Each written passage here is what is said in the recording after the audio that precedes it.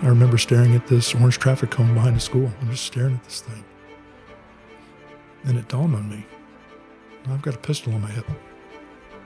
I had convinced myself that I could be free, that I could end it all right now. It'll be taken care of. No more pain. I don't have to do this anymore. And I actually felt my hand on the grip of this pistol.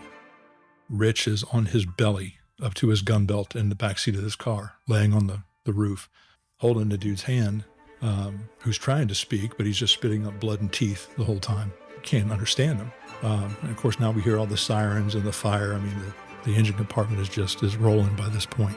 And I'm trying to tell Rich, get out, the car's on fire, but he's doing his thing, man. Body reacts. I mean, the fight or flight, that's what keeps you alive in Afghanistan and Iraq right. and on patrol. You know, your hands and feet and intent. Once you own your shit, everything starts becoming very clear quickly. This is Alone and Unafraid. Welcome back to Alone and Unafraid, where we explore the intersections of everyday life, mental health, and mindset with ordinary people who have or are now facing incredible challenges. Joining me today is Tyler Huckett. You might recognize Tyler from episode 3, and he helped co-host on episode 7, and he's back at it today. Tyler is not only an advocate for veterans issues, but also an accomplished entrepreneur, adventure sports enthusiast, and he is the founder and chief roasting officer at Polestar Coffee. Additionally, Tyler is an elite athlete who makes up 1/3 of his adventure racing team, Flow State Endurance. He co-hosts the Flow State Endurance podcast, where he shares his insights and experiences from the adventure race world. Tyler and I served together in the 160th Special Operations Aviation Regiment, Airborne, and we also work together in our day jobs. Tyler, welcome to the show.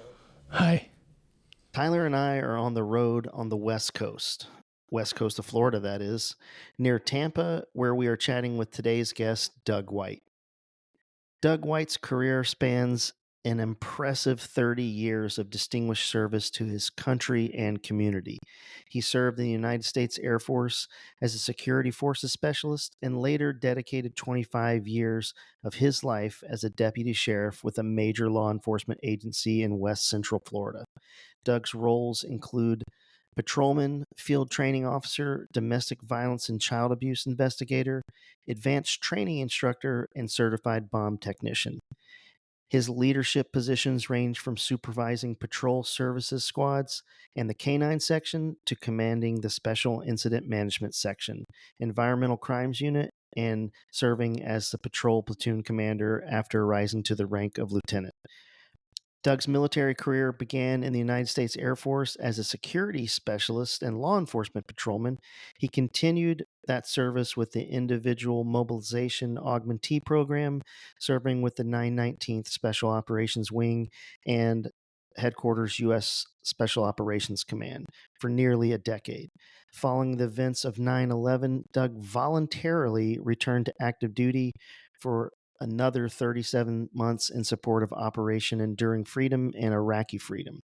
As a founding member of the Protective Services Detachment, Doug served through the tenures of General Pete Schoonmaker and Admiral Eric Olson. Doug's personal journey has been marked by significant challenges, including battling post-traumatic stress and its associated physiological and psychological injuries. His commitment to breaking the silence and stigma around mental fitness and injuries in the veteran and first responder communities is a testament to his strength. In addition to his impressive law enforcement career, Doug is on the verge of becoming a published author and adding yet another remarkable achievement to his list.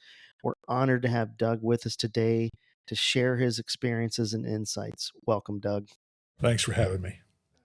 We're here with Doug, and this is a kind of crazy story how this came to be. Tyler went to Scotland, and you did what's it called? The Cateran Yomp. Cateran Yomp. Cateran. And then that's where you guys met, was in Scotland, right? Yeah, it was love at first sight. Yeah. How did that What's the story behind? How did you get involved with the Cateran Yomp? I want to say catamaran. You can say whatever you want. Yeah. How did you get involved with that? Actually, it's a funny story. A buddy of mine. Yeah, about right there. It's good. Right. Okay. Yeah. That's right. One fist. Yeah, one fist. Gotcha. So a buddy of mine, he's he's a former infantry officer, and he worked for the sheriff's office as our public information officer for a while. And he's an attorney by trade and does everything. Great guy. But he's now a Florida representative, state representative. And we've kept in contact over the years since I worked for the sheriff's office and now since I've retired. And his legal aide is a former second back guy who is the American, I guess, director for the Allied Forces Foundation, Pete. And so he told Pete, hey, man, I've got this guy. Whatever lies he told Pete, said this guy could benefit from the Yomp. And Danny, my buddy, had done it last year and I think the year before.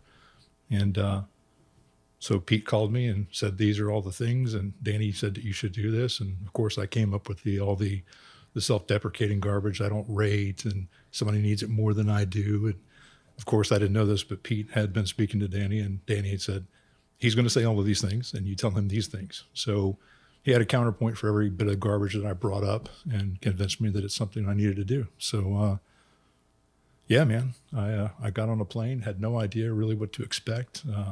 I was absolutely untrained. Just showed up and figured I'd got it out, and met Derek when we got to Munich and started talking with him, and sat next to Dave on the plane from Munich to Scotland. And yeah, man, got off the plane and went to baggage claim. I see this guy with a Thor-like jaw, great and hair, beautiful hair, and I was like, God damn. Like, dear penthouse. Is he with us? Yeah. Can I be with, who's with him? I see those other guys.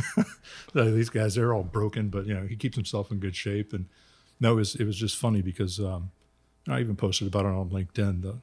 After about a month of coming back from it, everything just kind of hit me, the magnitude of, just a bunch of dudes. And I didn't know any of these guys from anybody except right then and there. But, within 30 minutes, we're at this castle laughing and joking with each other like we had known each other for years. And I was like, man, this just feels right. Yeah, it was quick when we landed in Edinburgh, Yeah. when everybody got together. And you didn't have your bag? No. Yeah. Did you lose your luggage, or was it just these bro, guys? They know better. They're not losing my shit. Oh, did you? It's about presence. Yeah. They're like, no, we got somebody hold on to his bag. Yeah. So, I got lucky. So you guys did the Catamaran Yomp? Cateran Yomp. Did you do the 50-mile one, like the one they did? 54. 54, that was really 56? 56 or 57 American miles, 54 Scottish miles. Yeah.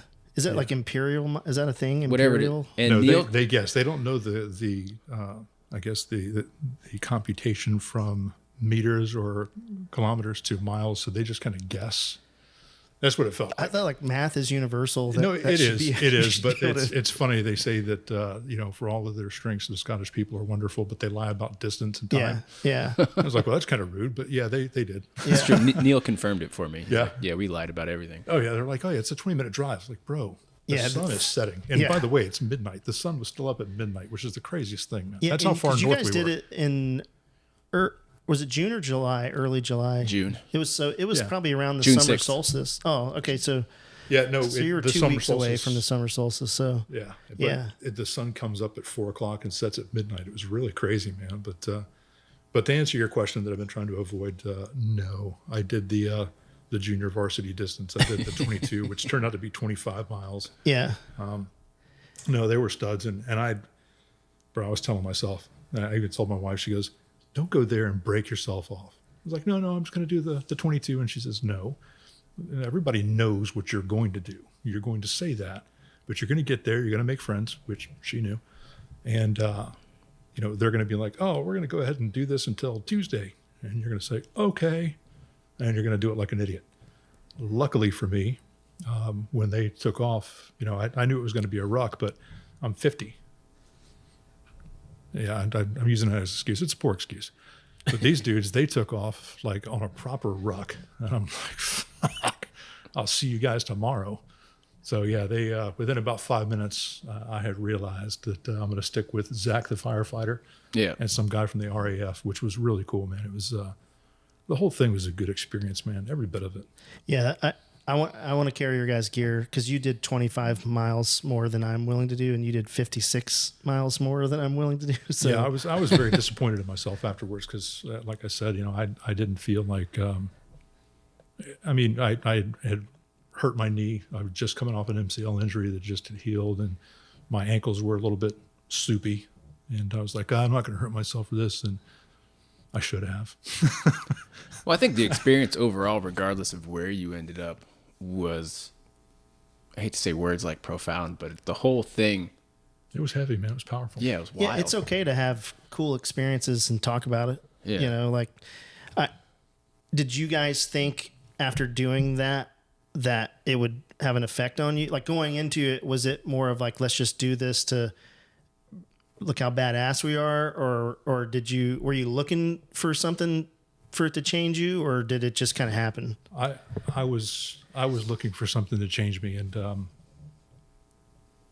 yeah, man, there's so many conversations that can come to that and come out of that, but I didn't know what I was looking for, honestly. I don't know if it was for redemption or to I don't want to say define myself, because that sounds really weird and more deep than what I was really thinking at the time. But I get there and I meet all these guys, and I find out where they were from, where they served, and there were no airs there. There was nothing like, oh, you were Coast Guard. Nobody did any of that stuff, man. It was all like I've always said that veterans, first responders and veterans, we can smell a phony. Yeah. We just know by the way somebody carries himself and enters a room, we just know that that's our people. Yeah. And I hope that that they thought that of me, because I certainly did of them as soon as I saw them. And there's 90 people there from just our part of the group, and 1,700 overall for 8 of us to come together and just mesh like that. Yeah, it's kind of.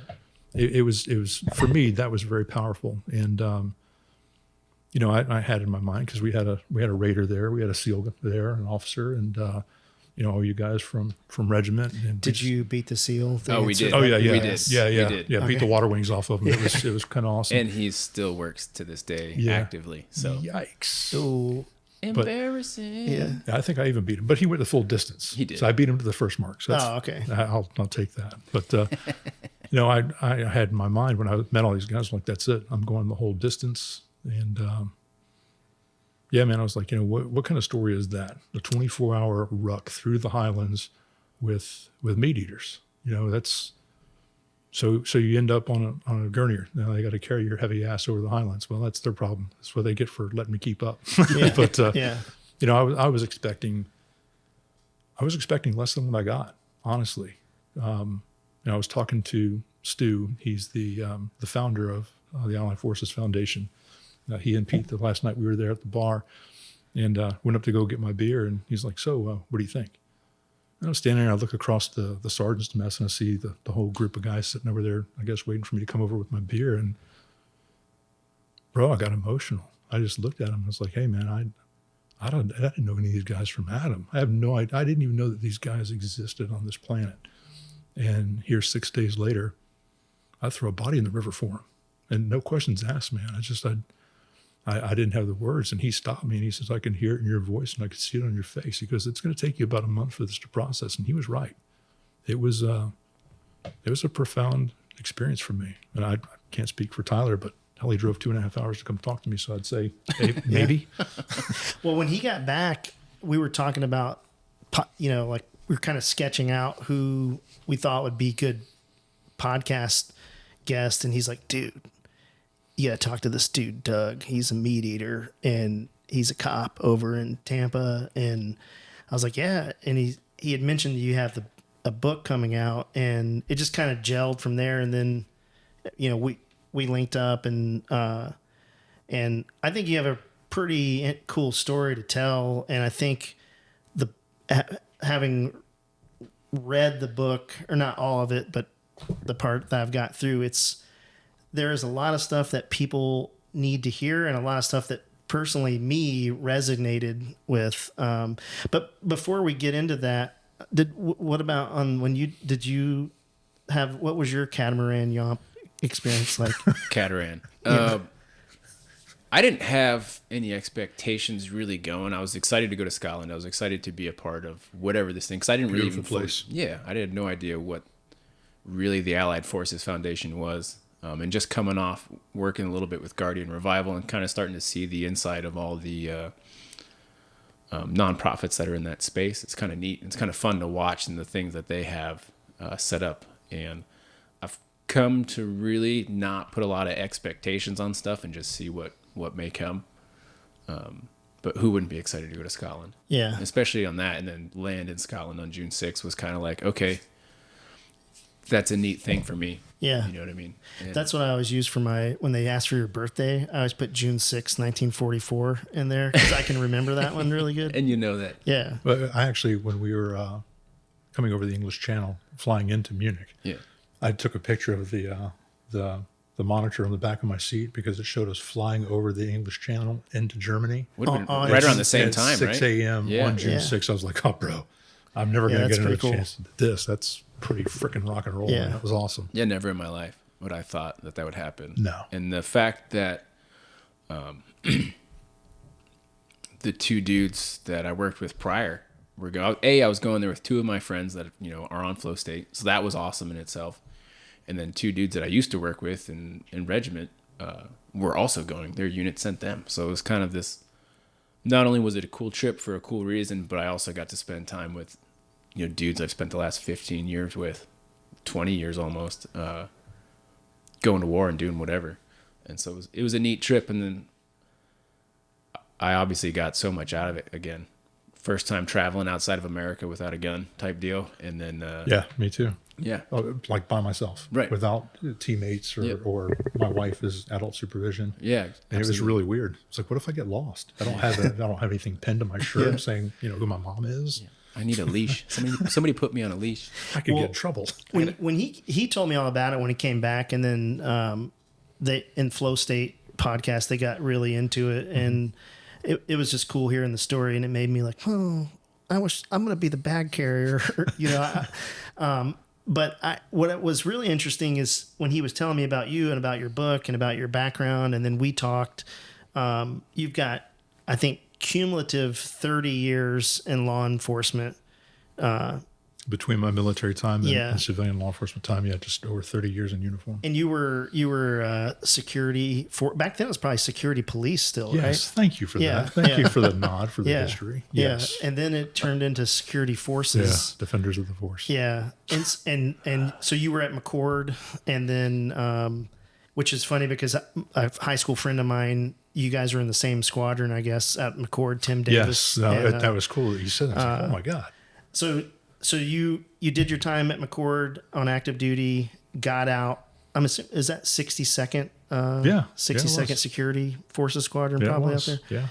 Yeah. Yeah. No big deal. Well, because I was at 4th Battalion, and which is At Fort Lewis. Fort Lewis is right there. So Yeah. we would always fly on 62nd Air Wing C-17s every 30 days. We were loading one of their aircraft. So way too familiar with. We still had the than I should be. 141s when I was there. Yeah, the yeah, the yeah. 17s were just coming in as I was Yeah, getting out. yeah. I did the first test jump out of parachuting out of a C-17 before they had the wind blocker things Oh, yeah. that come out on the side. It like shot you like a bullet out of there. Anyway, so are you from Florida originally? I am. I was actually born in Bradenton, raised in Memphis just for the first couple of years of my life, and then back here to Tampa with my dad's job. And other than my time on active duty, I've been in Tampa the whole time. And so when you got out, did you know you wanted to be back in law enforcement? Or did you want to stay in law enforcement? That's all a funny question, man. I growing up, I hated bullies. Hated bullies. Anybody that picked on anybody for anything. And I wasn't a big kid. I mean, I was 160 pounds soaking wet when I graduated high school. So I kind of grew into this. But, I just wanted to help people. And some of the things I even wrote about it in the book that, I wanted all these cool and sexy jobs. I wanted to be a combat controller, but I had no depth perception at night, oddly enough. I looked in the Army. I was like, I'm going to be a ranger. My dad's like, yeah, son, I get 100 phone calls a day since 1965 wanting me to jump out of planes and kill people. I was like, yeah, that sounds cool. But his sarcasm kind of hit me. I was like, oh, I need to find something that I can do on the outside. And so security police is what I chose to do. And as soon as I got the bug for that, I was like, yeah, this was the right choice. So I got off active duty and I came back home, and there was no plan B. There was no maybe this office or that agency. I knew who I was going to work for, and that was it, man. I applied to one place, and that was it. So you came to work in Hillsborough County Sheriff's Office, which I'm not originally from Florida, but one thing I've always found that's interesting about Florida is every single sheriff's office in the state of Florida is standardized in their uniforms, which blew me away, because in North Carolina, you go from one county, they're wearing khaki, the next county is wearing blue, this county's wearing dark brown. And I don't know why, but Florida, all the sheriffs, their colors are green, white, and maybe an accent color in there or something. From my understanding of that, the Florida Sheriff's Association, all the sheriffs got together like 200 years ago and basically said, well, they wore khaki uniforms at one point in time, but white shirt, green pants, or all green. Yeah. And it's the standard green color. We had green pants with a black stripe and white dress shirts that were really nice. And the patches are all very similar too. Same shape, same color scheme and all that stuff. Yeah, because my first experience in Florida, I was stationed up at Pensacola Naval Air Station, and that is in Escambia County. And I had a run in Okaloosa County with a sheriff. This is back when Panama City was like the place to party, and I was driving through Okaloosa. Anyway, long story. But so you're a sheriff's. You started. What year did you start as a deputy? I started the process in '97, but I got picked up in February of '98 as a reserve deputy, and went through that training and started field training. In July 13th of 1998, I started full time. Wow, that's a pretty long career in law enforcement. And it's really interesting reading through your book, because there's a lot of things that jumped out at me. And I think you kind of come out of the gate swinging on that book, because the first story is about, you were probably already in your career a little bit, the one where there was an accident on 75. 2020 or 2021. I'd have to look at it again. That book I've rewritten 3 times. Yeah. And I know the story, obviously, because I was there, and it was a profound enough impact for 4 years later to write about it. But that story that leads out the book was actually on like page 60 or something. And I handed it off to a buddy of mine who's well read and published. And what do you think? He's like, you need to take one of these nuggets to hit somebody, just hit them in the face at the very beginning of the book. I was like, wow, I know which one that still hits me in the face, so let me take the first half of that and put it there. That's why it's there. It hit me in the face just reading it. It's if you have children, and to kind of set the stage a little bit, you're at this point, I think you were already a sergeant, or were you a deputy? I had already gone to the top and back to the bottom. Okay. Again, get the book. Yeah. Which we're going to get into that. But so do you mind just telling the story if you're okay with it? No, I'm fine with it. Actually, oddly enough, I thought about you guys because I was meeting with a buddy of mine who's still working, and I was taking that stretch of I-75 back, and I was like, oh, they mowed the grass around the marker. This was like one of maybe a dozen times so far since the incident that I didn't have a visceral reaction and get like really ramped up driving by that. I was like, man, I tell the guys that I did that today. Yeah. I'm proud of myself as a big boy. Yeah, moment. small victories. The reason the story is in there first was because it was a hell of an impact, and it was like the first not the first large event, but it was the first traumatic event that I was at that I had noticed other deputies having problems with it, that I took more of an out front role of, hey, I recognize this, and I pulled them aside and spoke with them. And I think it was more growth on my part, going from compartmentalizing and avoiding to, hey man, let's have a conversation about this, and it worked out well. So that's why it was such an impactful, that and just the reaction. But the story itself, I was working in that portion of the county in District 1, and I had one of the larger zones. It was so large. I had Temple Terrace Police, I had parts of Tampa Police, University of South Florida Police, and the Sheriff's Office, plus Highway Patrol. So I mean, it was one of the larger areas for the district, and Interstate 75 runs right through the middle of my zone. And I was headed to lunch. Everything was calm and cool, and I hear that a vehicle had rolled over. And I got dispatched to it. I was a mile away, maybe. And, of course, I turned on all my emergency equipment. I flip around, and I'm like, well, I'll be late for lunch, which is, well, you're a cop. Yeah. Lunch is always going to be late. And so it's going home and all that other stuff. But as I was headed there, they said someone had been ejected. And I remember as I'm hauling ass, because multitasking after 20-some years in the business, you get really good at that. I remember actually saying out loud, please, God, don't do this to me. Because when somebody gets ejected on an interstate, there's never a happy ending there. It's always going to be not great. So I'm thinking I'm going to be the first one on the scene, but when I pull up, there's already 2 deputies there that had been traversing the area. One, she was a traffic unit, and the other one was one of my newer zone partners whom I had just met maybe 3 months earlier, and she had just been cut loose from her field training officer, so she probably had 8 months total on the job. And I get there, and of course I see this truck that's been, spun around through the grass on the shoulder and everything, and 2 boys sitting outside. They were just completely inconsolable.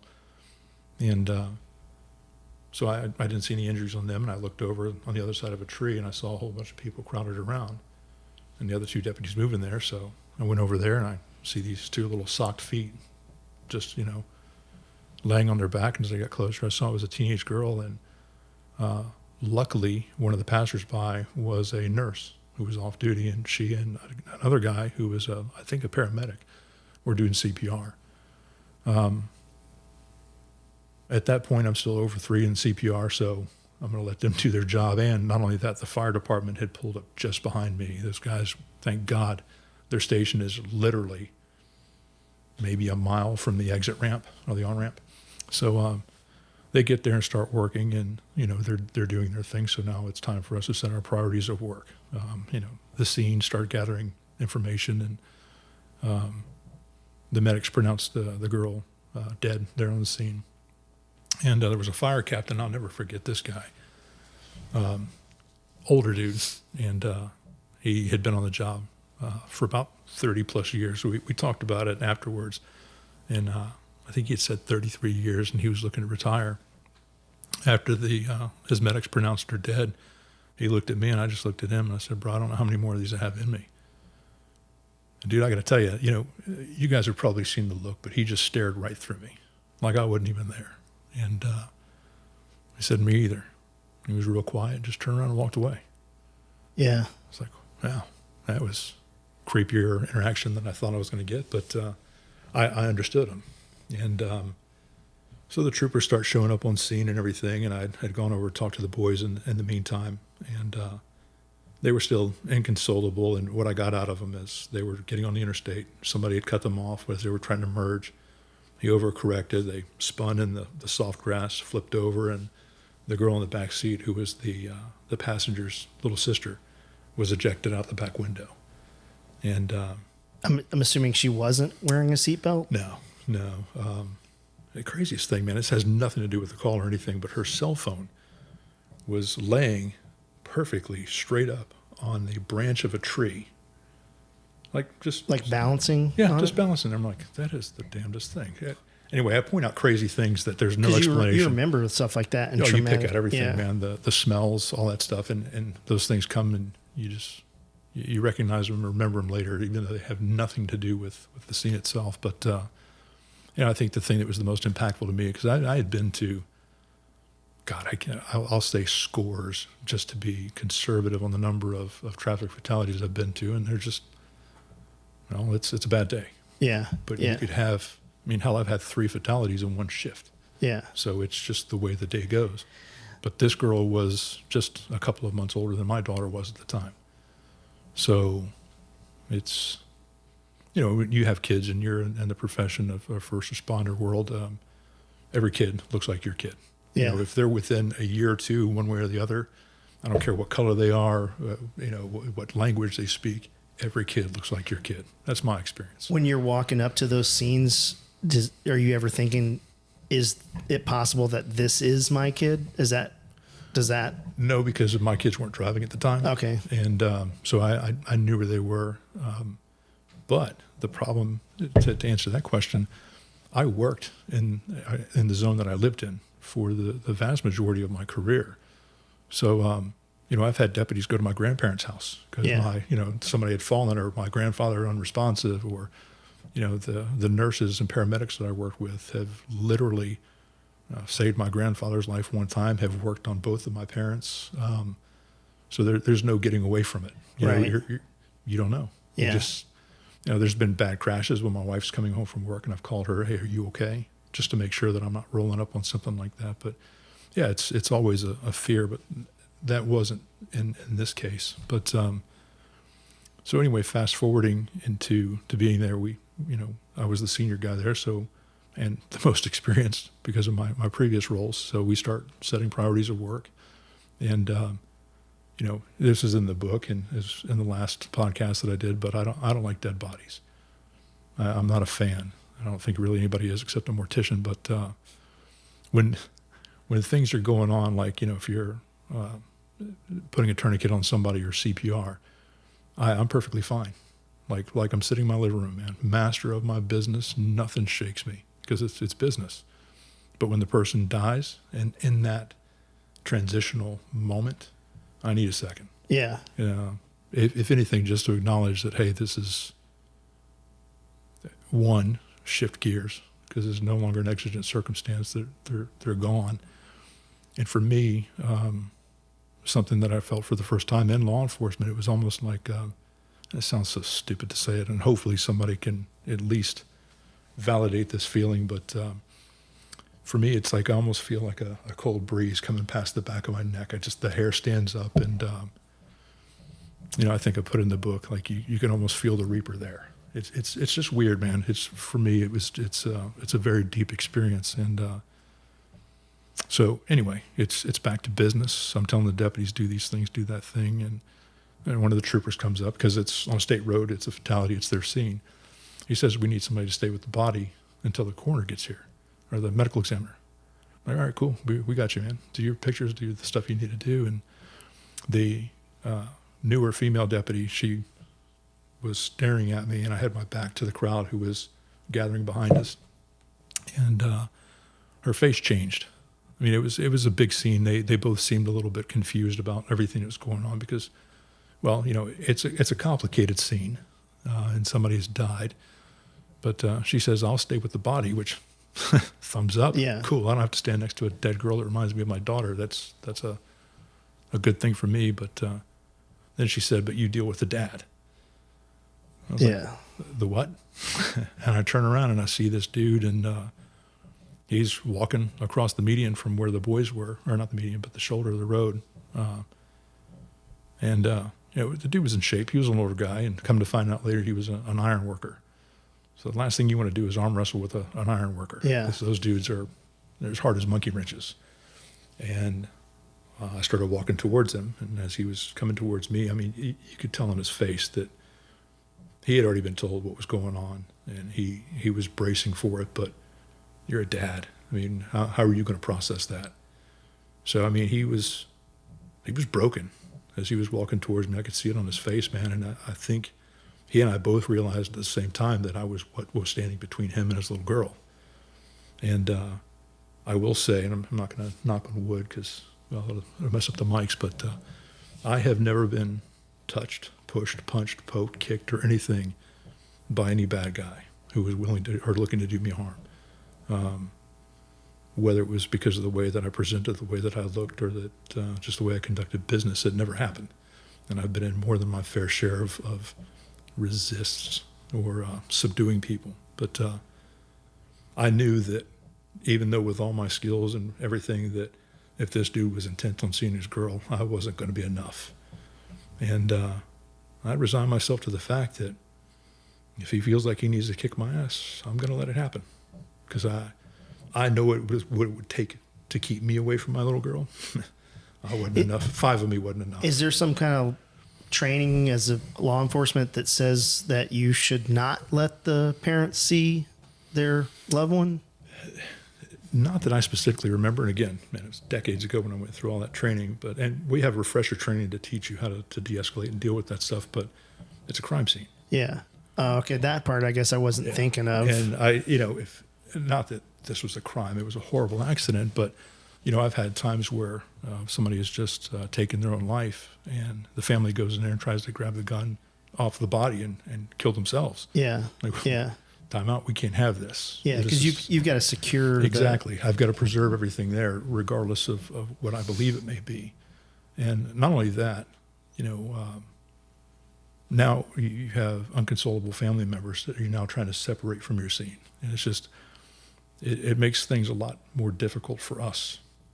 And I know that sounds sterile and shitty, but that's just the way that it is. So I was thinking, God, what am I going to tell this guy? And I just put my hands up and stopped. Like, hey, hands up here, in front of us. And he said, get out of my way. I was like, just listen to me. I told him, I said, look, man, I'm a dad. My daughter is 17 years old, and it's taking everything I have. I literally said, this is on body camera, man. I cussed. I said, it's taking everything I have to keep my shit together. I have no idea what you're going through, but I'm not going to leave you until it's done. I will be by your side, but they've got to do their business. And he hugged me. And it was crazy because I've never let anybody get that close to me. Especially when I think that he wants to kick my ass and was intent on doing it. And honestly, man, I think we were both standing on the side of I-75 holding each other up because I was breaking too, man. Because I was still at that point, although I had been getting help, I was still broken, man. Still broken. I was able to offload a lot of stuff that I'd been carrying for the better part of 20 years. But I didn't leave his side until the medical examiner got there, and he said that when he was allowed to go over there, that I didn't have to go with him, and that he wanted to face us with his family, and I was grateful because I didn't know if I could do it. I let them have their thing and went back to the district to have my now very cold and soggy pub sub. And the deputy who was on the call with me, the younger girl, she was there. And, roll call that morning, she was just like all of us. Hey, man, it's time for work, blah, blah, blah. Going to go do good things. And she was very different at lunch. And I asked her if she wanted to talk about it. And she looked at me like I was crazy. Like, we don't talk about these things. She didn't say that, but the look on her face was just very surprised. It was just like, are we supposed to? And I just told her, I said, if you need to talk, let me know. There's nothing wrong with this. And at the moment, it struck me so profoundly that I actually sat in my car and turned my phone on and did a video. And I was very angry because it didn't have to happen, man. A lot of those things you can't explain anyway, and it's just because. And people will say stuff like, "It is what it is." That's a non-answer. Yeah, but there are some things. But there are some things in life that there's no human explanation. It just was what it was, man. You talk about that in the book, that there was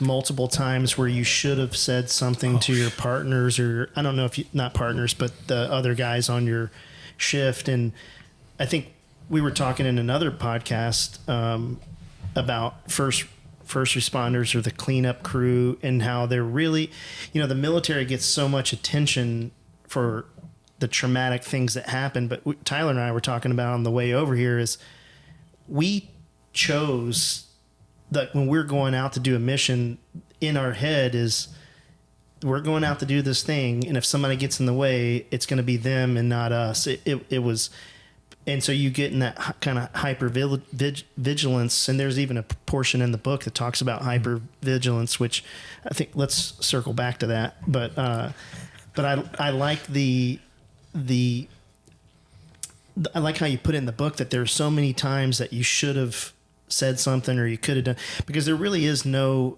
and I don't know, maybe there is a lot of support, but it doesn't look like the law enforcement community at large and first responders has the real backing. It's so prolific in the military circles that now most people that I meet that don't know anything about the military just assume I have PTSD. Oh, you went to Iraq 9 times or Afghanistan. Oh, you have PTSD, because it's been normalized.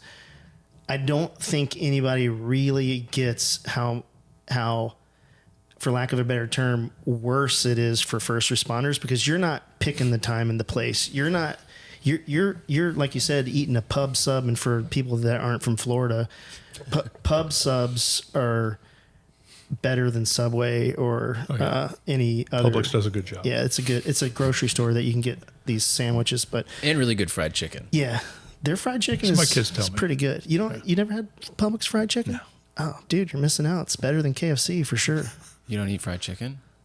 No. Pack it up. I'm leaving. Yeah, podcast complete. Yeah, over. I shaved my legs for nothing. Yeah. God damn it. I was going to say something. No, but I mean, but if you really think about it, though, to me, from an outsider not in the law enforcement community, Tyler, what were you saying about every day? Like, we're going out to get in a gunfight, but we mentally prepare ourselves. You're just trying to work, and Well, you don't know, right? And again, this is all assumptions on my part. Like, my whole thing for going to war was, I'm going to war. Chances are I'm going to shoot somebody. Someone's going to try to shoot at me. I might get shot. My friends are going to die. Like, that's the sign on the dotted line. That's the contract you make, right? But you have a minigun. yeah, that's true. So And some people fucked around and found right where out. do I sign up? Yeah. I want a minigun. You can have one too. I'm trying to get one right now. But like with first responders, whether it's firefighters, police, EMTs, whoever, there is some of that when you sign up. You're like, hey, I'm going to go and do this thing. I'll find myself in domestics. I'll find myself at traffic stops. I'll find myself at, any other countless scenarios. But those scenarios are never blanketed in the chaos of war. Like, I'm going to Iraq for one reason. I'm going to Afghanistan for one reason. It's cute. Yeah, it's a very, like, shit is going to pop off. It's just a matter of... I wish a bitch would try. Yeah. Kind of, right? So Yeah. And that's part of the thing versus, like, a routine traffic stop. You know what I mean? You can do 50 No such of thing those. as routine. Right, exactly. But everyone's just kind of like, oh, he's just out there handing out tickets, pulling people over. It's like, yeah, but you never know what car you're walking up on, who's in that car, who's in the back seat of that car, what's under the driver's seat. But you're supposed to react professionally and accordingly. And that just doesn't exist, right? And so you just don't have but that's your daily life. This could be 12 different sub-episodes, just this question alone. My goodness. I actually had the same conversation 45 minutes before you guys got here. So I've had this conversation. It's so funny. There's this cross-reference between first responders and service members and veterans because, man, that dude went to combat. Oh, that's 12 months, 18 months, 9 tours, all these things. And, I think anybody who's a type A in those worlds are always looking to test themselves, to find out where their limit is and their mettle. And that's, me being broken when my mates went downrange. That's something that I still deal with. But so I get that, but I think in the military community, based on my experiences, in the military community, y'all are about 8 to 10 years ahead of the first responder community in normalizing those things.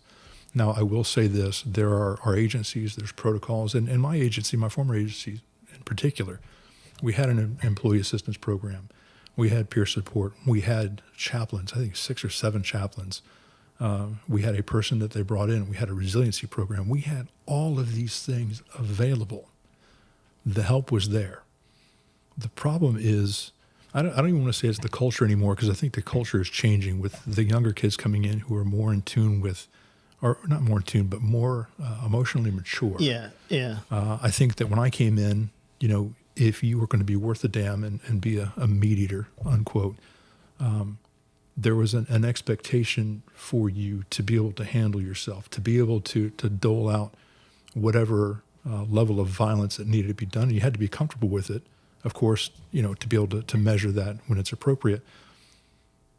But you had to be a tough guy, and you had to be all in, like the first episode you did, you identify. Well, I think both cultures, military and first responders, require you for survival, for your own survival, to buy in. You don't have to go to the range every day, but if you want to survive a gunfight, you better be at the range once a week. Right. You have to take your craft seriously. You have to be, it has to be as much a part of you as your dominant hand.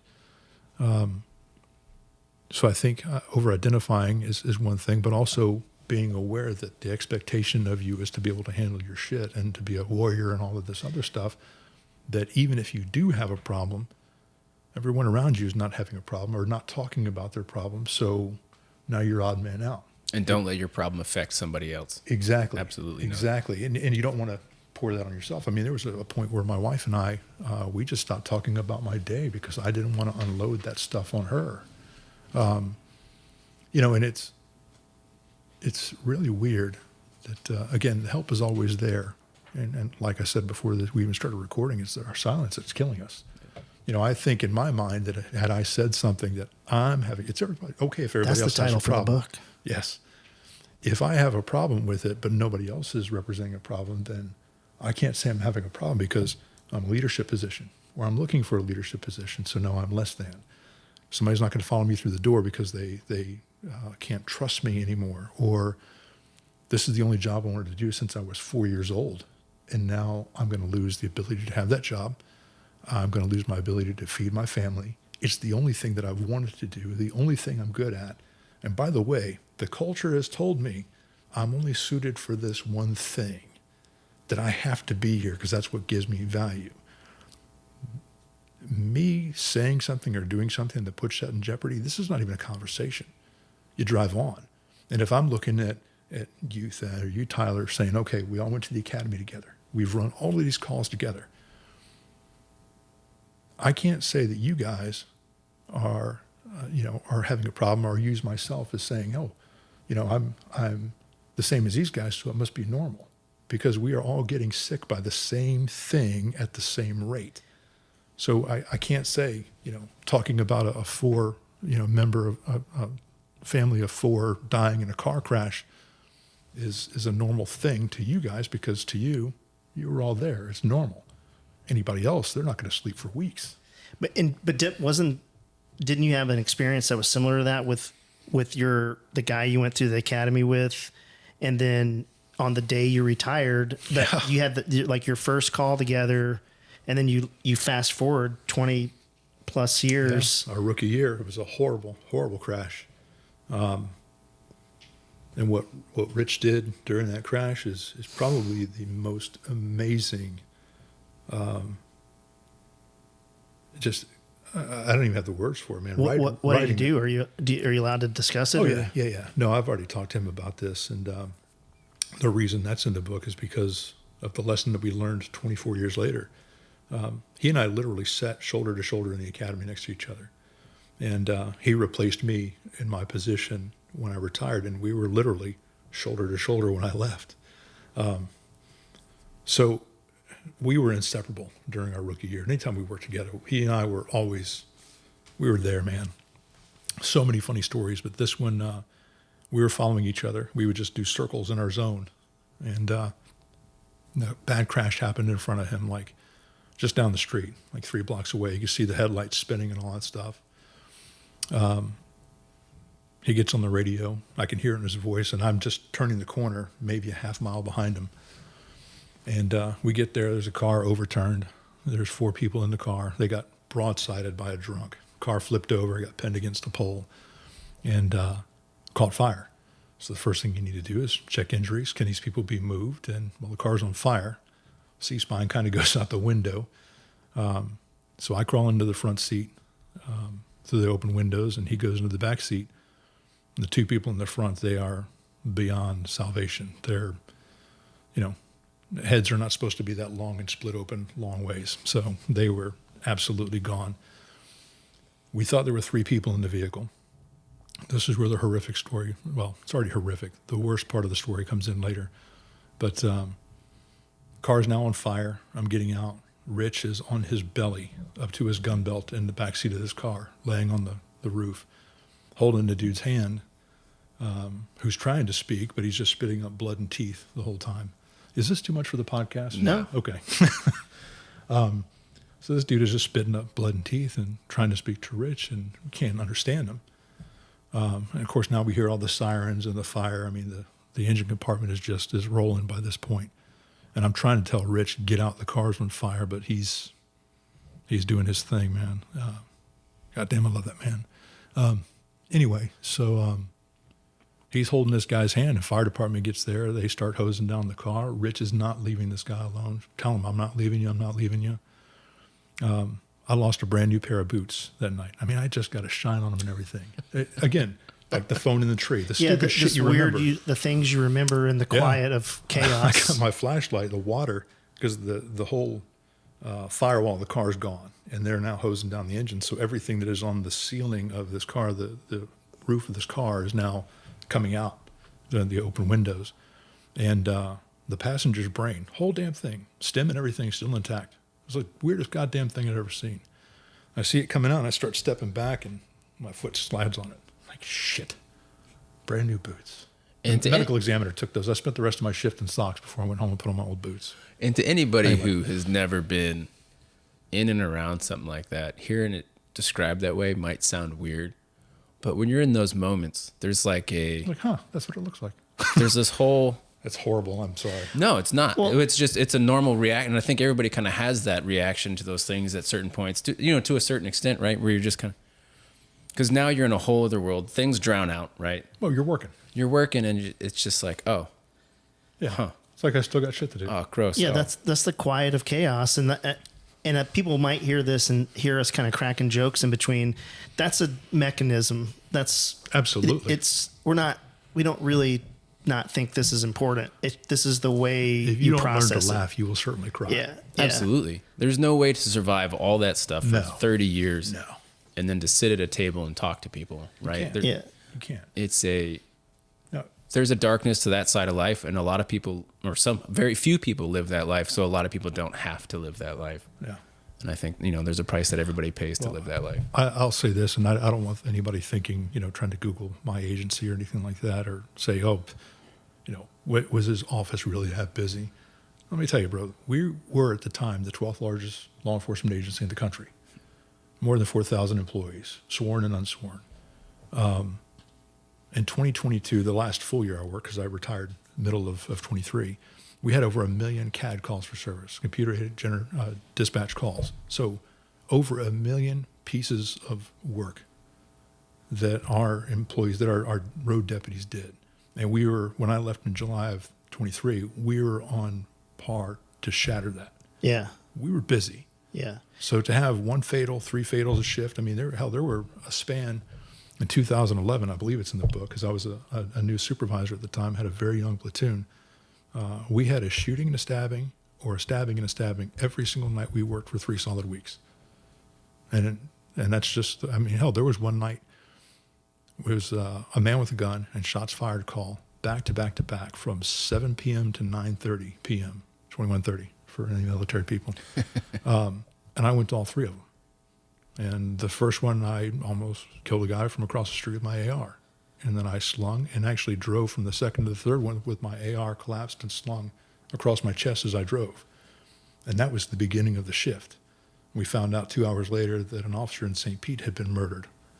I'm like, well, bro, this is just a night. But that's your career, man. That's a Tuesday. Well, and that's what I mean is it's like, from an outside looking in, those are acute moments, but anytime you add acute, it turns into chronic. It's chronic and acute, and it's unrelenting. Yeah, and so, I think I mentioned this on the phone. Is I had been pulled over from some law enforcement officers that just got a chip on their shoulder, and you're like, dude, why are you such a dick? And yeah, there you go. That's why, because the dude just came from a call. Bad in school. Yeah. He went on a bad call.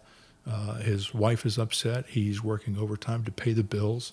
His daughter's sick. His father is terminal with cancer. Because a lot of people don't understand it. They just think that we're there being a dick, but what they don't understand is we're men and women raising families. Yeah, You're humans. Yeah. We're human beings. We are subject to everything that everybody on this planet is subject to, in addition to working with the spending worst 12 hours a day. people on the earth. Well, it's not the worst people. I mean, there are people out there that are lifelong victims due to their bad choices, but there's people out there that, this one incident that you are witness to, and it may be your 7th or 8th of the day, is the worst thing that's ever happened to them. And you have a front row seat to human tragedy. Yeah. Every time your radio goes off. Yeah. And then again and again. And people, I think they just need to give a little bit of grace to firefighters, to dispatchers, to NICU nurses, to anybody who serves other people by putting their own lives on the line. No, I'm sorry, I'm getting a little preachy, but no, back to the call with Rich, if you want me to finish that one. What happened? I'm curious to hear. Rich didn't leave that guy. They covered him up with a big blanket, and they actually cut he and the survivor out of the back seat. I mean, those guys were quick. Like the jaws of life and that whole thing? They already had the cribbing up underneath the backside while the firefighters were working. I mean, this was they were working both ends of that car at the same time. So they were able to get Rich out of there. And when they pulled the guy out, he was pinned in the car. I mean, this was just awful. So Rich gets out, they get the guy out, they get him on the gurney, and there's another body in the car, the 4th guy. We couldn't see him. Smoke, fog of war, chaos. The kid, our survivor, was the brother of the guy who was pinned, and he was on top of his brother. He was trying to say we figured out, or we just assumed he was trying to figure out, we assumed he was trying to say, my brother's under me, help, my brother's under me, something along those lines, because when they got to his brother, he had suffocated to death. His back was broken. And they assumed there on the scene that he had suffocated, but his fingernails, every one of his fingernails were peeled back.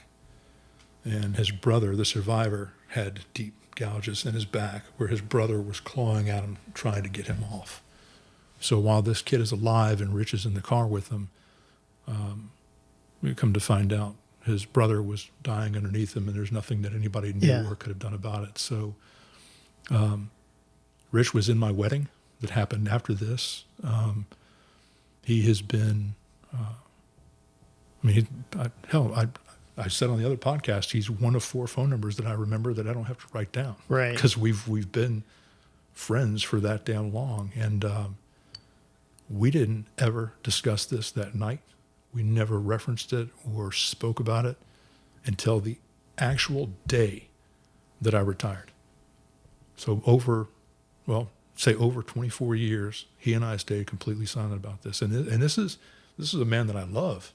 I mean, he's the closest thing that I have to a brother. I'll do anything for the guy. We never talked about it. And I think the reason it's in the book and why it hit me so profoundly is because we couldn't do that for each other. Yeah. Whether it was trust or whether it was macho or he didn't say anything to me, why should I have a problem with this? And he had the lion's share of that call, without a doubt. If anybody's going to have a problem, should have been him. He earned it. But, I just thought to myself, and it's in the book this way too, what does that say about he and I as friends or us as men? Why couldn't we do that for each other? Right. So, and Rich and I have talked about this since, and he doesn't have an answer either. Yeah, I think it's one of those things that you just, at the time, you just want to move on and not process. When we would come back, we would always have to do this, like, what was that? PDSS. Post-deployment. No, that's yeah. Pre-deployment site cert. It's some form. HRA? PHRA? PHR. PDHRA. Health Post-deployment risk assessment or something like that. Post-deployment health assessment. And they would always be like, did you see a dead body? Did of course you see I did.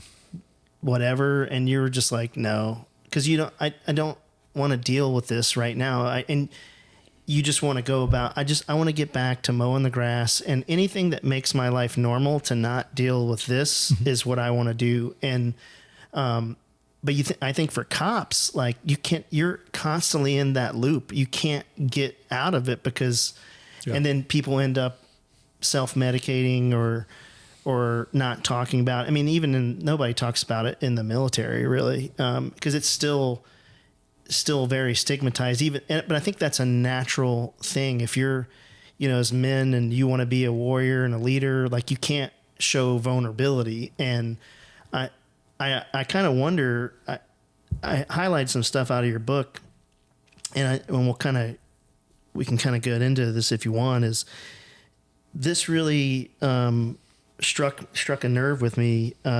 You wrote in the book, I read books published by other veterans and responders in the dead space created by not writing or journaling. I was trying to gain perspective or even the proper words to convey many of my thoughts. I found value in these stories. I found different ways to convey the message. I learned that I was not alone through our experiences, though our experiences may have been different. Our physiological and psychological reactions to our experience were similar.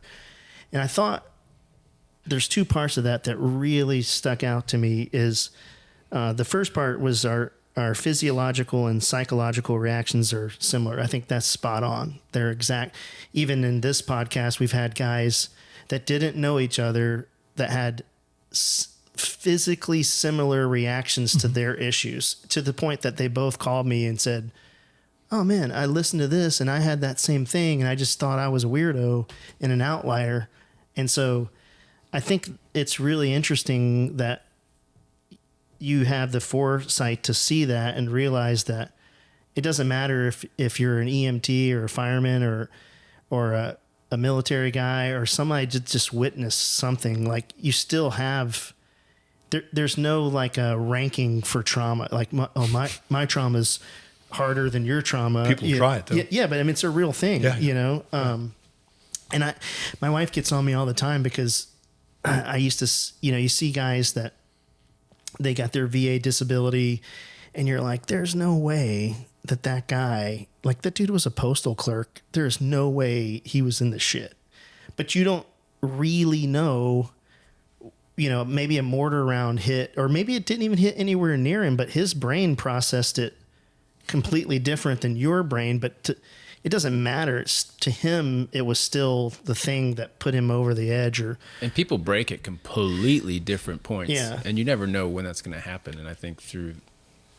we had a dude who, everybody else was, on the helicopter, everybody's on the helicopter together. So if somebody breaks on that crew and then goes off the deep end, it's still kind of like everyone looks at him kind of, hey, dude, we were all there. What the fuck's the problem? Why are you the only one? Yeah. Suck it up. We're fine. You know, quit being a bitch. And then later on down the road, you're like, oh, that's beyond his control. He's not just being a bitch. Like his body actually shut down. His system shifted and changed. And whatever that incident was to you, sure, you compartmentalized it fine. But that was the end of the road for that dude. Yeah. Yeah. It's funny. One of the things I wrote about is a gunfight I had with a recruit. I sent him that portion of the book. I'm like, hey man, just read this. Check my math, because this is not shit I wrote down. This is just from memory. And he called me back later that afternoon. And he goes, bro, he said, you're a good writer. I was like, well, it's because you're an idiot. So, but thank you. That's our relationship. Yeah. And he's like, dude, and this guy's been in for real gunfights. He was in Afghanistan when he was in the Air Force, and he was an undercover narc. And he has spent some bullets and for real on gunfights, shootouts.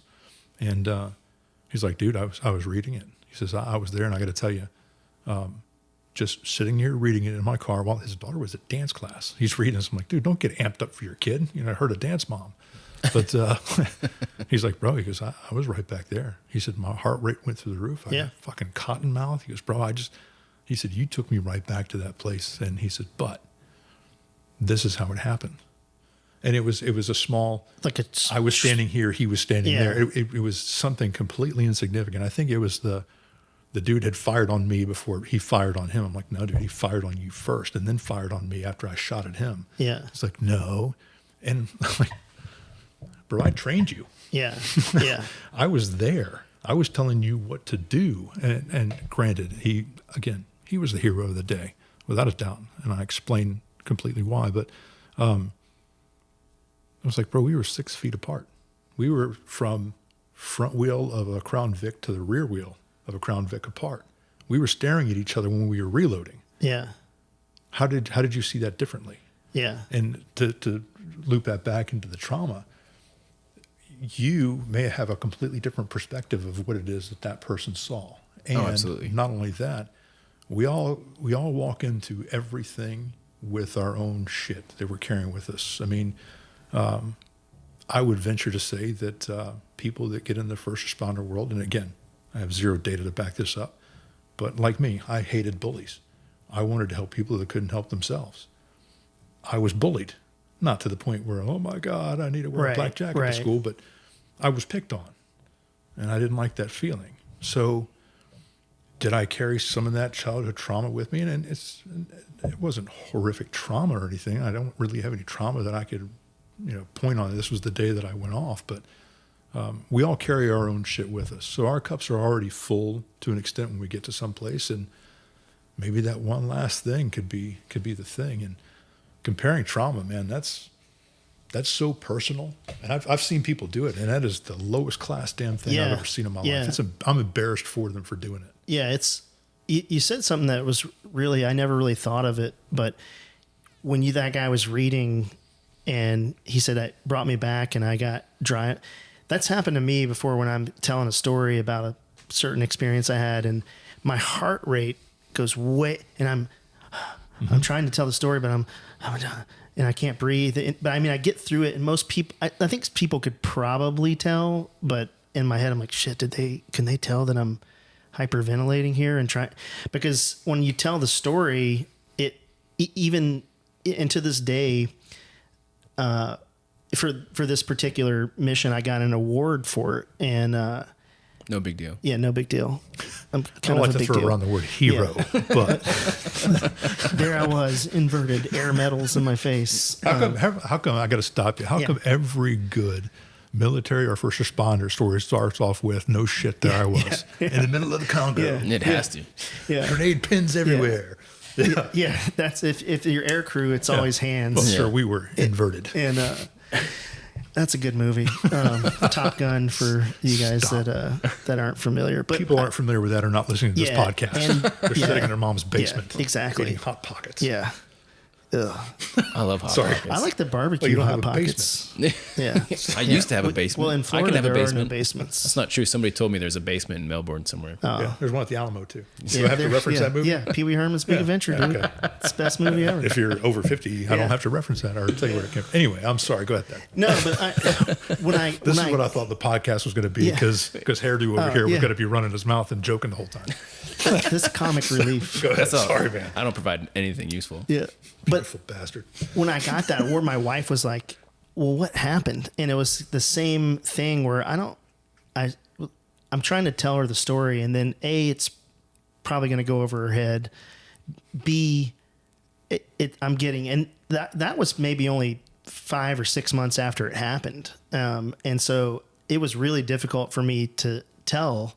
So it's interesting that somebody else brought that up, because I thought I was the only weirdo that when I remember things that start to have shortness of breath because I'm right back where I was doing the thing. And, so it's interesting. There's another thing on this that I wanted to ask you about, where you said I read books published by other veterans and responders in the dead space created by not writing or journaling. How important has journaling? Are you journaling now, or has that changed anything? Or do you journal now? The reason I put in there journaling is because this book, what it initially was, it was a 77,000 word rant. Yeah. Of just raw emotions and feelings, and it's not what it is now. In fact, this is completely different. But that first run that I did took me a couple of months, and it was hard, man. It was really hard. And then I picked it up and started reading it, and I realized that, this was, again, listening to other authors and podcasters and all that, trying to figure out, how do I tell this story? And is it even a story to tell, or is it just me? I found out that my hero's journey, I'd written myself for 77,000 words as a victim or a bystander, just some dude that this shit happened to. Yeah. Which is weird because that's not my mindset. I'm not a victim of anything or anyone. I signed up I did this. I proudly served. And why do I think myself a victim? So I pushed back from all of this and started thinking and listening to other podcasters and books and all that stuff. And I realized that that journaling is what I had done. I had taken 30 years of experience and just poured it out. In effect, it was the journal that I should have been keeping for 30 years, but I was always dismissive. Oh, you should journal. Pfft. Yeah, that's exactly my journaling. Yeah, gay. Like, Well, I didn't want to say that, but what are we going to do? We're going to brush each other's hair while we talk about this shit? Yeah, exactly. You fucking dummy. Paint we're my not doing that. toenails. Yeah. Here, paint my toenails. No. But I've heard it. We're going to wax each other's really backs good. when we're Yes. done. Yeah. Well, no, I don't have back here, so you Whatever, two dude. are on Neither your do own. I. Yeah, neither do I. not anymore. Let's just check it. Yeah. So, Show me your back. oh, wait a second. You said when we were on the trail at the Catamaran, you said, hey, check me for ticks. If you don't That was in the room. feel like a vagina, next time I want to see the money first. Yeah. So anyway, It's in the mail. it's in the mail. Oh, man, this could get south real quick. But journaling, again, I was dismissive. Oh, no, man, I'm too lazy for that shit.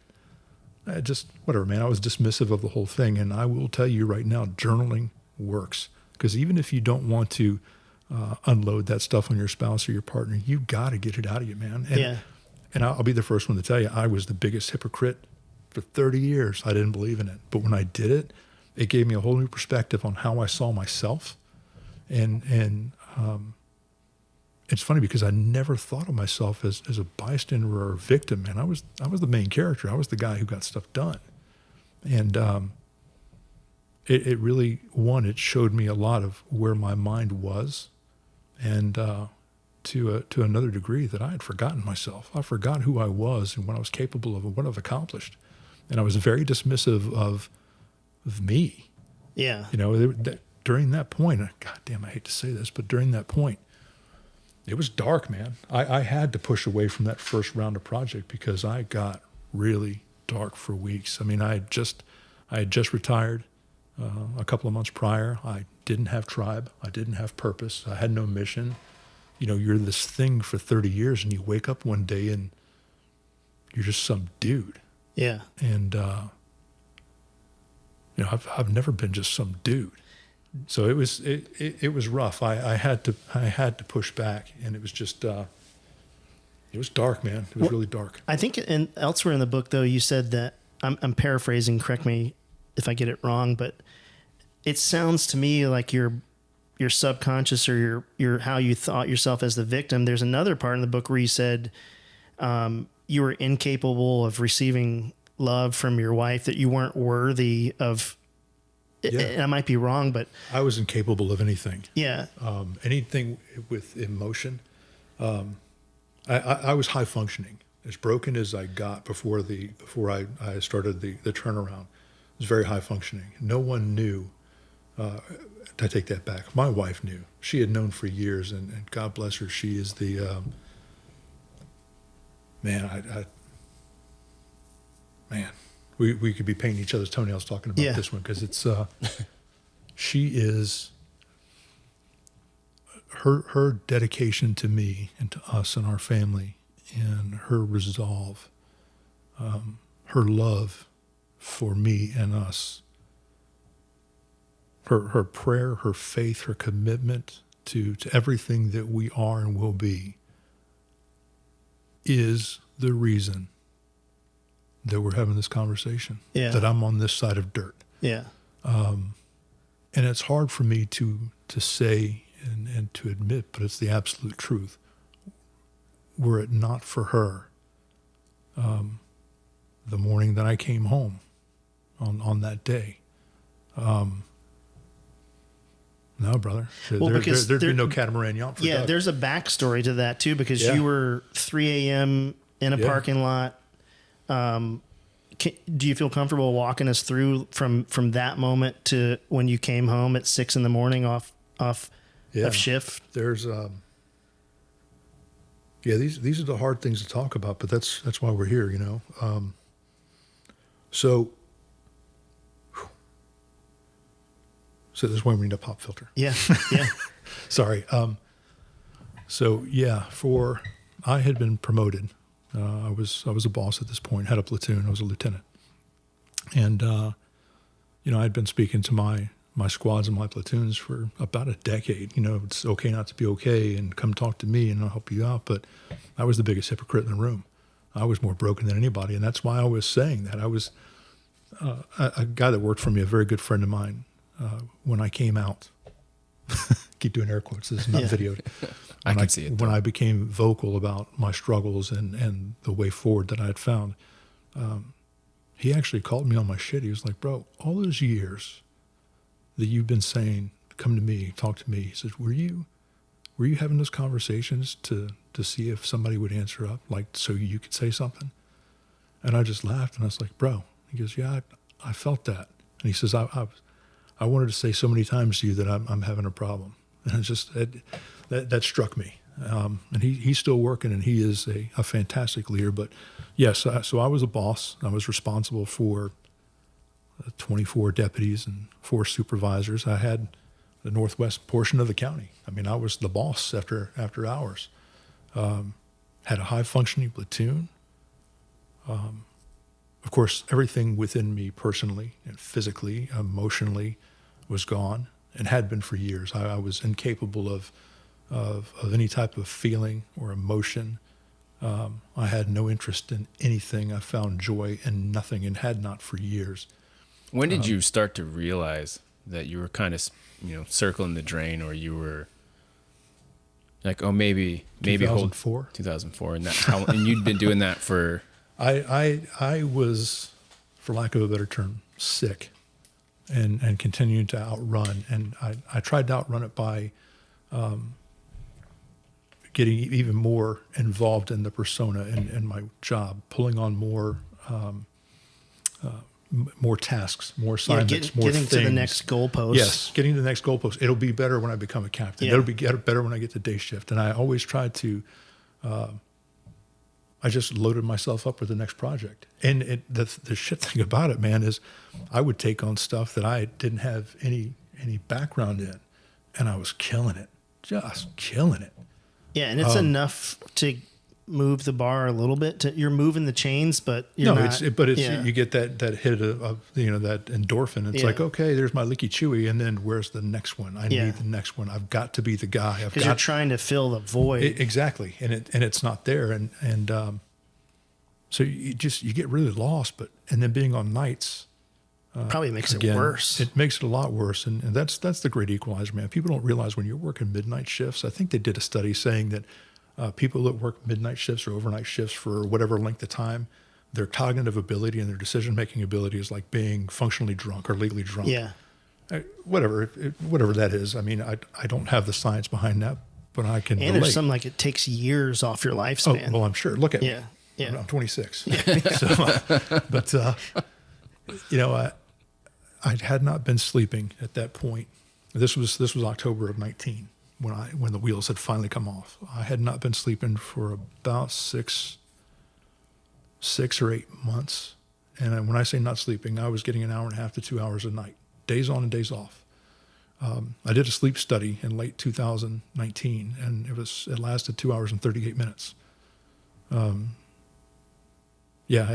was a mess. But so when you're not sleeping, you can't stave off the things you've been capable of handling, even marginally, because you're not there. So I was task shedding, man.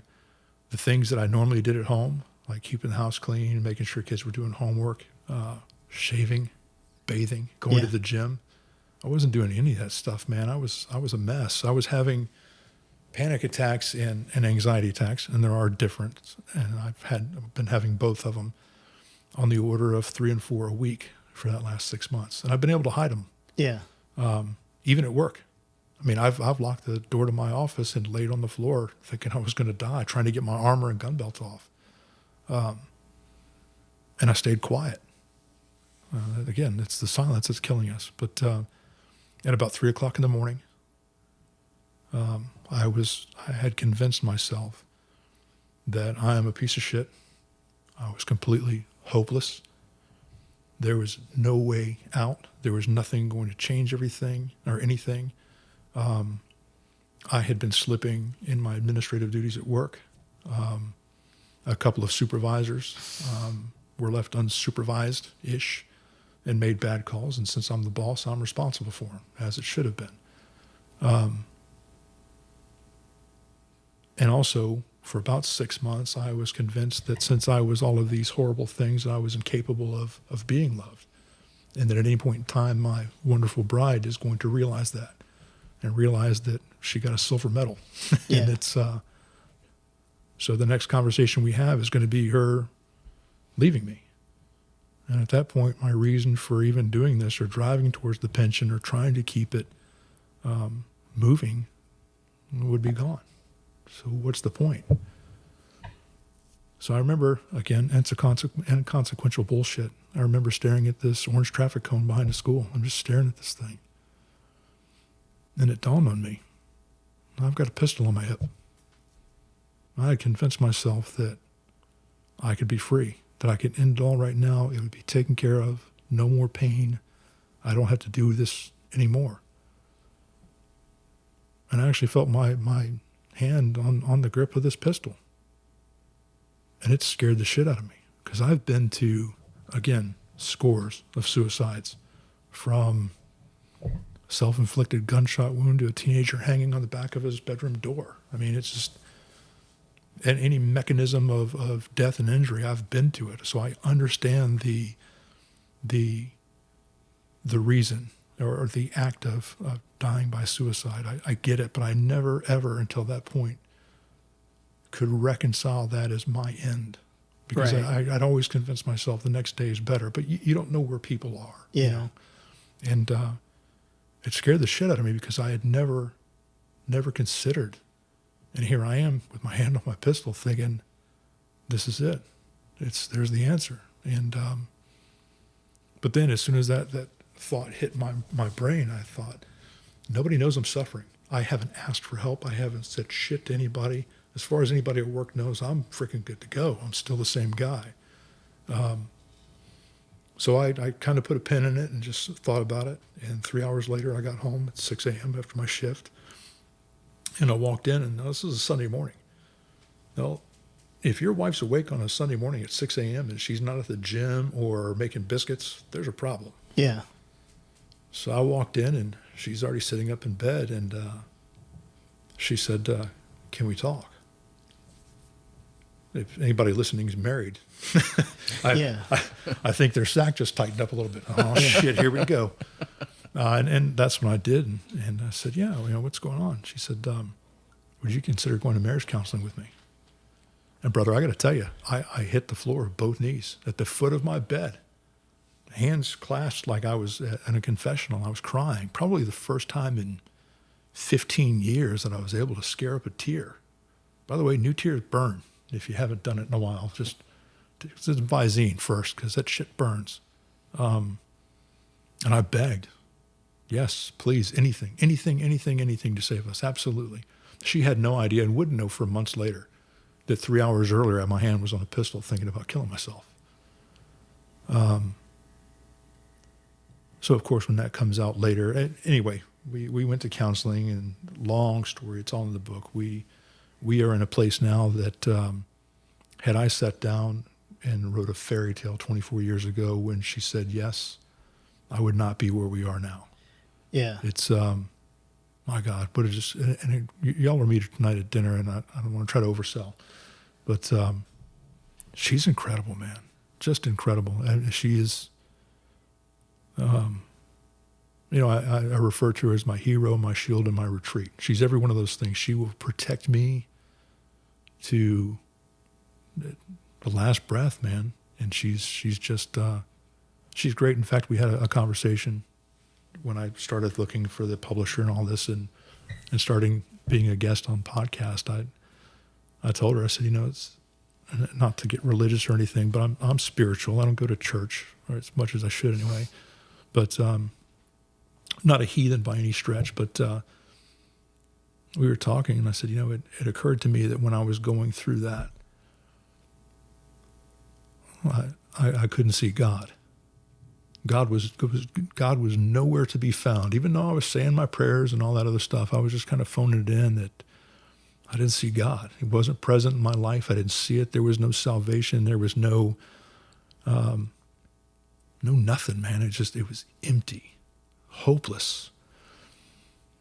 And as soon as I put the period at the end of hopeless, she immediately looked at me and started crying. She said, did it ever occur to you God was there because somebody had been praying for years for your safety?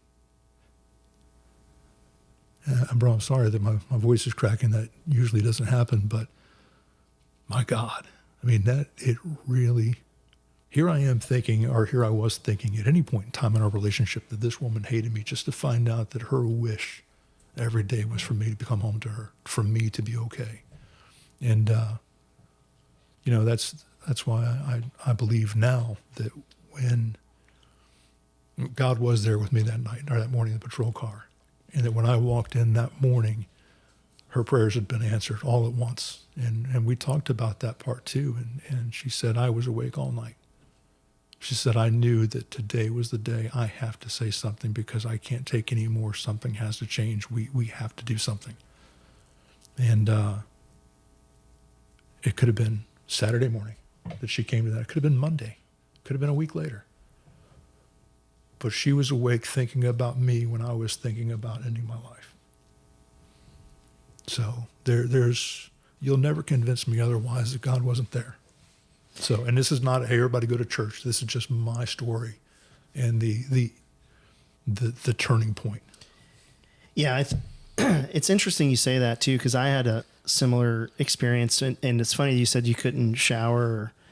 I remember when I was not in a great place, my wife was like, when was the last time you brushed your teeth?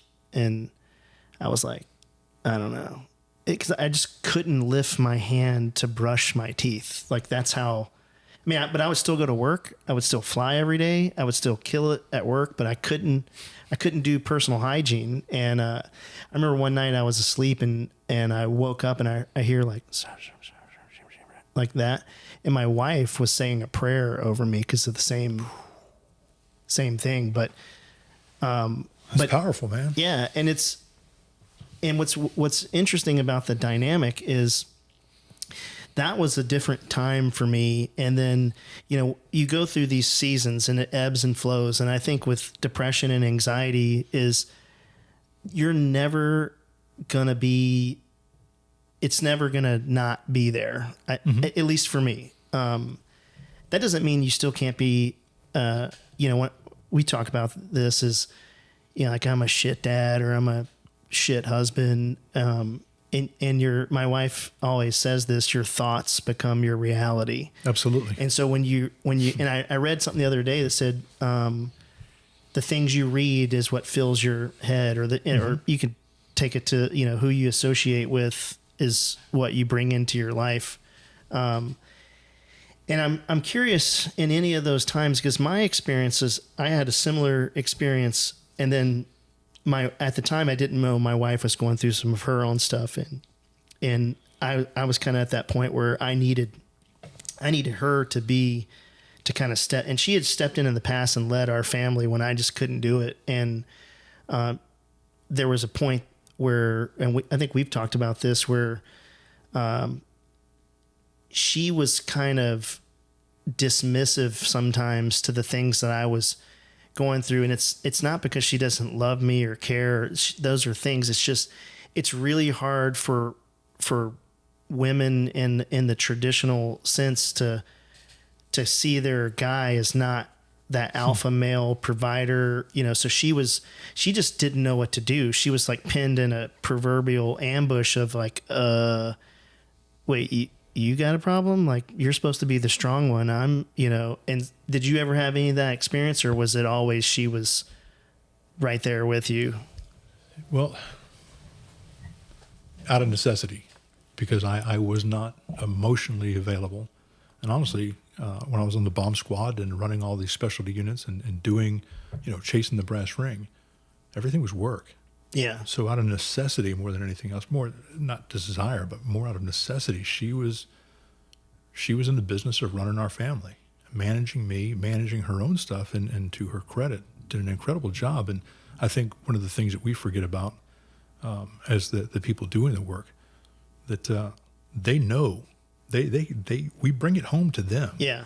And now they have to step in and do their own stuff. And by the way, they're human beings too. Yeah. So your kids are experiencing their own stuff. Your spouses are experiencing their own stuff. And,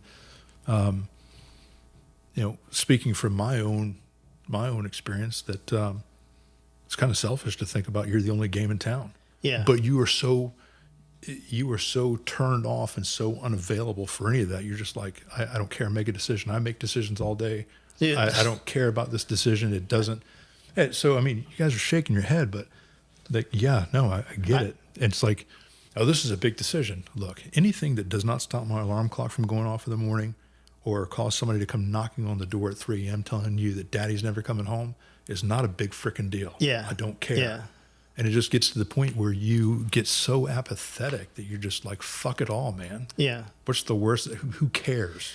I noticed I get really overwhelmed there at this time when I had trouble like brushing my teeth. Is my wife would be like, we're eating dinner as a family. She said, hey, can you say the blessing? And I just flipped out on her. I'm like, why am I the one that always has to? And it was my kids are looking at me. And I also noticed that when you, this happened to me the other day, I was just in a bad mood of something.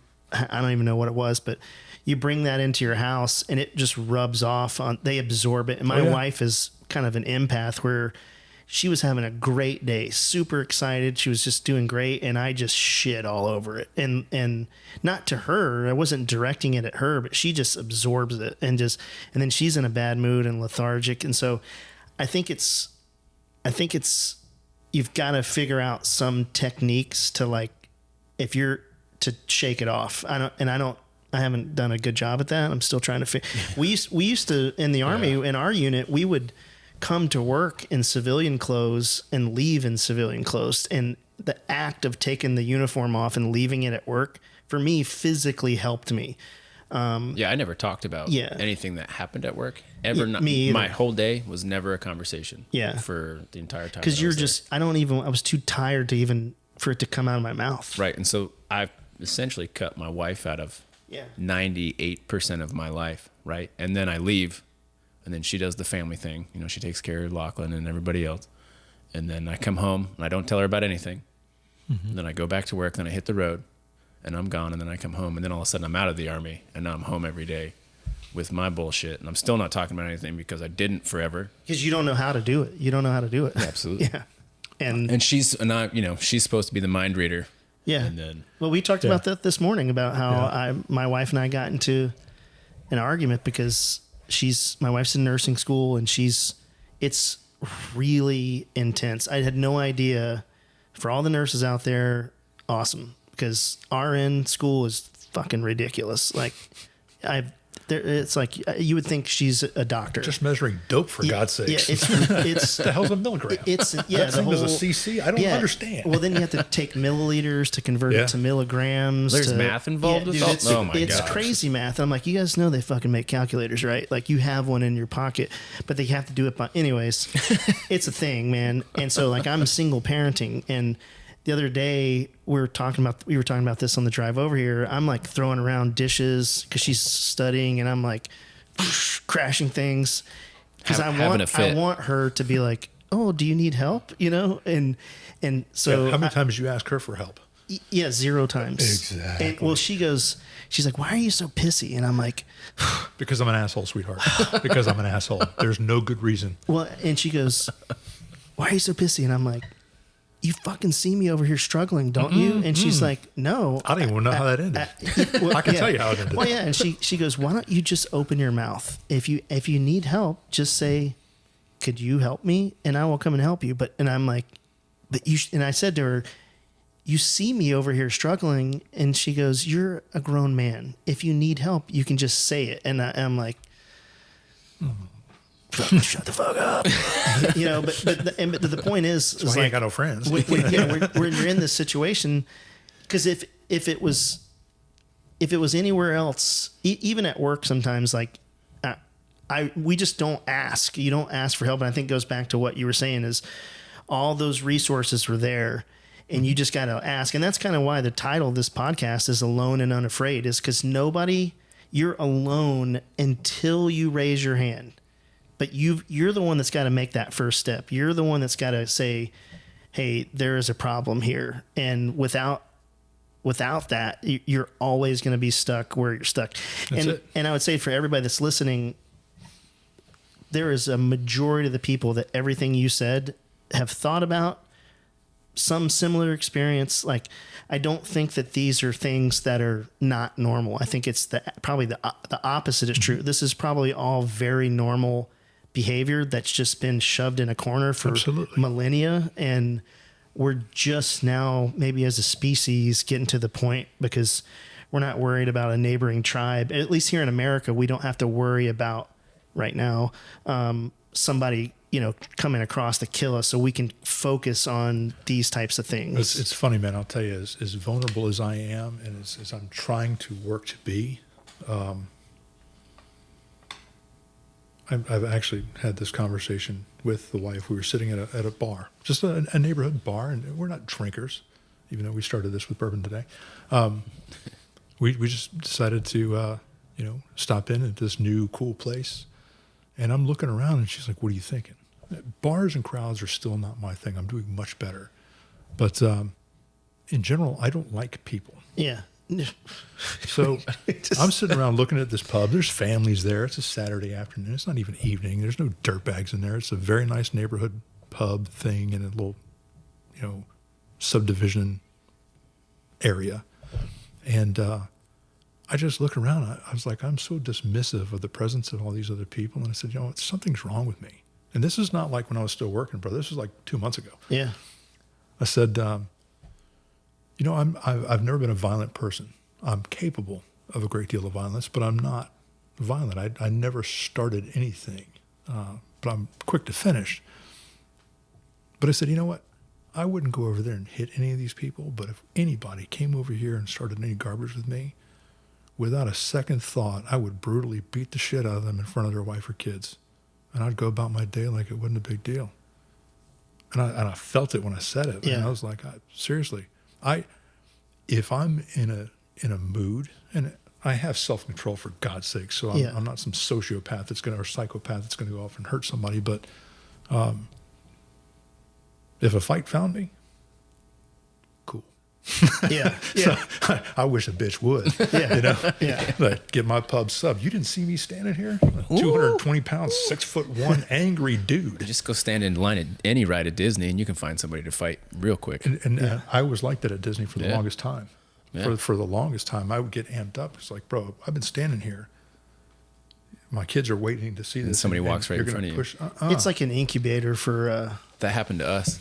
And when we were there with, not too long ago, and some lady just walked right in front of us because the line was hooking around whatever, and we were right there on the corner, and she got so lippy, and I had to, she started giving us shit. I was like, we've been standing here, and I was like, I'm about to hit this bitch at Disney. It's your hair, dude. It's your hair. It's the presence. And my daughter's like, what just happened? I was like, because we just got out of line. I was like, I can't be in line. We waited 30 minutes. Yeah. Had another 30 minutes to go. She did her thing. And I was like, nope, it's better for me to. Did you dwell on that the rest of the day? Absolutely. I would too. I was looking all the way home. It would have ruined my day. I was looking for troglodytes to hit for the rest of the day. No, it would have me too. And I found out the way to do this. And it's funny because this is in the book too. The changing my hair. I grew my hair out. I had a high and tight for years and years and years. It looks good, by the way. Oh, thanks, man. Yeah, you're welcome. It still looks like a high and tight. It's like a different version. I got a cut yesterday. I actually shaved my beard. I saw that too. Thanks for mentioning. Oh my God!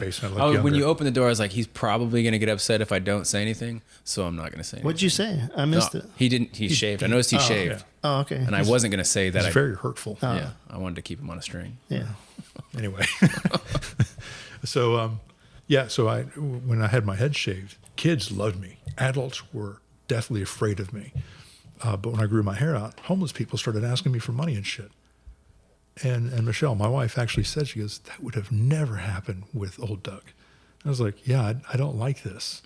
So now, if we're at Disney and somebody kind of pushes the way in, I don't say a word. I just look at the dad or the man in the group and let him know that there are repercussions. I don't say a word. Yeah. I just make eye contact with them and relay in a very quiet way that there's repercussions if you don't handle your situation here. Yeah. And but isn't that weird that you let that ruin your day? Like absolutely on not. the grand. I mean, because I do it all the time. The littlest, dumbest shit ruins my day all the time, Yep. and I'm like, but if my wife, like yesterday, our kids were assholes to her, and I was like, and it fucking tanked her for the rest of the night, and I was like, look, they're 19 and 14. Fuck them kids. what's like, the 19-year-old still doing living here? Yeah. Well, she's home from college. Was home from college. Yeah. You got a place to go. And I was like, look, why are you letting that get to you?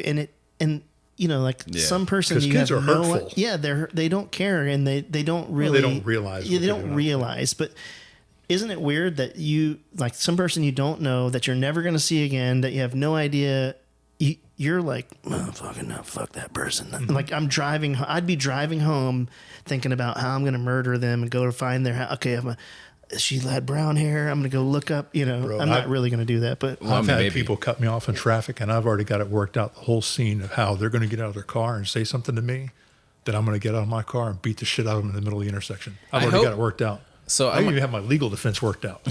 Seriously. I might have a darker hands-off version of that. When people do that shit in cars, like, I pray, I don't really pray, but I like hope to find that car upside. I want to find these people. This might not be. I've done that. I just want to find them in a situation If he where they comes need, that motorcycle, I ain't stopping. yeah, they need help from me, and I'm not going to give it to you them. were like, remember when you cut me off? Yeah. Remember when you cut me in the Disney line and now you fell in the gator pond and it's chewing on your leg and I'm the only person here who can help you? Yeah, it sucks, doesn't it? Who's the bitch now? But what's weird about that is what I've noticed is in my head, I always do this. Like somebody will do some injustice to me, and I go through in my head, this is the conversation we're going to have, and he's going to come around here and do this, and I'm going to counter with this, and then I'm going to pee on him.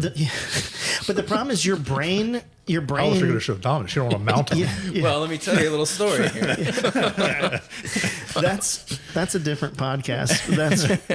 But the problem is when you think those thoughts, your brain doesn't know that didn't happen. Like, that's not going to happen. No, you have the physical response that goes along with you in a fight. Yeah. Oh, yeah. And so now it gets even ratcheted just up. because your amygdala is fucked up for years and years and years of eating trauma, just because it's what you're supposed to do. That's a real thing. And like, what do they call it when you your cortisol spikes? Oh, God. Yeah. Your pituitary gland, like, it gets all messed up. I think all those things are broken. I spent 30 years in fight or fight. Yeah, that's I did. That was not a misprint. There's there's no L in there. There's one in there that in the book. I'm pointing at the book is that talks about hypervigilance, and when you stay in that state constantly, It's just what it is. It is not good. No, that's the default. That is the default. You're always ready. Yeah. It's really weird. I had a reaction. This is 3 months ago. So 9 months after I retired. Now, 9 months, you would think that your body is still kind of doing whatever it does. Body's weird. So we were going to see a Brandon Heath. He's a Christian artist. My wife loves Christian music. I'm the heathen. I can't remember. So she's driving. Nobody's cut us off. It's a beautiful Saturday evening. We're going to a church. It's not like it's a crowd of people getting wanded and all that shit. There's no gently sloped roof to be worried about. Yeah. Oh, thank God. So I'm sorry, did I just timestamp this episode? Okay. So we pull up to this intersection, and at this intersection on all four corners, again, nothing's going wrong. It's a beautiful evening. I'm looking at the all four corners of the intersection, and it dawns on me that this was at one point in time my area. The whole north part of the county at one point in time was my area. But I'm looking at each one of these corners, and I'm like, man, I have been in a fight, to a shooting, a robbery, somebody dead, all of the things that can happen in somebody's career, I have done on all 4 of these corners at least once. And I started getting a reaction to it. My hands went numb, my face went numb. I started, the breathing got more shallow. I was ready for a fight. My body amped up and had the same response that I would have had if I was working. Like, I know, hey, the dispatch came out. I see the shooting going on now. It's time to get into action. And everything changed in me immediately. Michelle noticed it, and thank God we were just in the other corner was where we were supposed to get, and we got in the parking lot, and I was emotional, man, because it hit me, because here I am, I've got this dump of adrenaline, and my body's telling me it's time to fight, but there's no fight. Yeah. And I thought to myself, that the thing that scared me was, where's the danger? What triggered this? What did I miss? Or am I still missing something? So I'm still looking for the danger. Then when I realized there's no danger, that my body just had this reaction, what made me emotional and scared me about it is like, fuck, bro, has my body been in that condition every day for 30 years? Was that my default 30 years? It's like a fish in a water in a tank. They don't know that they're surrounded by water. It's just normal to them. Yeah. And it was so weird to me. I had this, I don't know if you had this, but our deployment cycles were really rapidly short.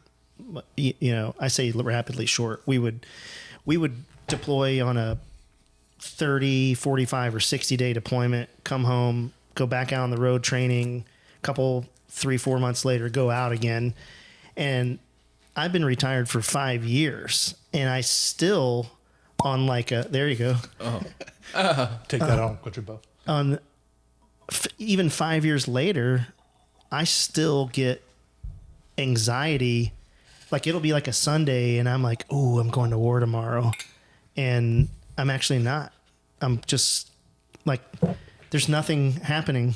Like, I'm just going to work on a Monday. Like, there's no immediate anything. But my brain still thinks, hey, put your game face on, put your mouthpiece in. You're about to go, you got to switch your brain and get right, because you're about to go, and do the nation's business. But there is no nation's business. It's a Tuesday, just 8:30 in the morning, business as usual. But my brain can't tell the difference. I have maybe the opposite effect of that, right? Where when it was time to go, that's when everything calmed down for me. Like, that was when it was, finally I can go get in that sleeping bag on that C-17, like I was saying. Yeah. Like, I lived to get on the sleeping bag, to go to the dirt and do whatever we had to do. And then all the other shit was like just waiting to get back to that, and then dealing with real life as it happened. I think maybe probably the only things that are residual is the yearning to go back and do that. There's some nights, especially living out in Colorado, when like it would rain and you would get the high desert mountain, that smell of something burning in the distance, plus like the wet poop dust. Yeah, just kind of like filth and dirt and fire. And then that high desert air, you're just like, man, this smells like it Afghanistan. smells exactly. And I'd be sitting on my porch and just like, holy shit, and just looking out across, it's like, this could be Afghanistan. Like, I really want to go back. No, I just have reactions to public spaces and people. Every time I walk by somebody on the sidewalk, it's eyes, hands, intent. Yeah. And then sometimes I'll even just kind of shuffle the family back and forth across the sidewalk if I'm like, I don't want to be next to that guy. So we'll just be like, we'll just go check this. Look in this window over here. And we'll go across the street just so I can avoid the confrontation that isn't coming. Mm-hmm. Yeah. And I think you kind of talk about this in the book a little bit, and it's kind of a good segue.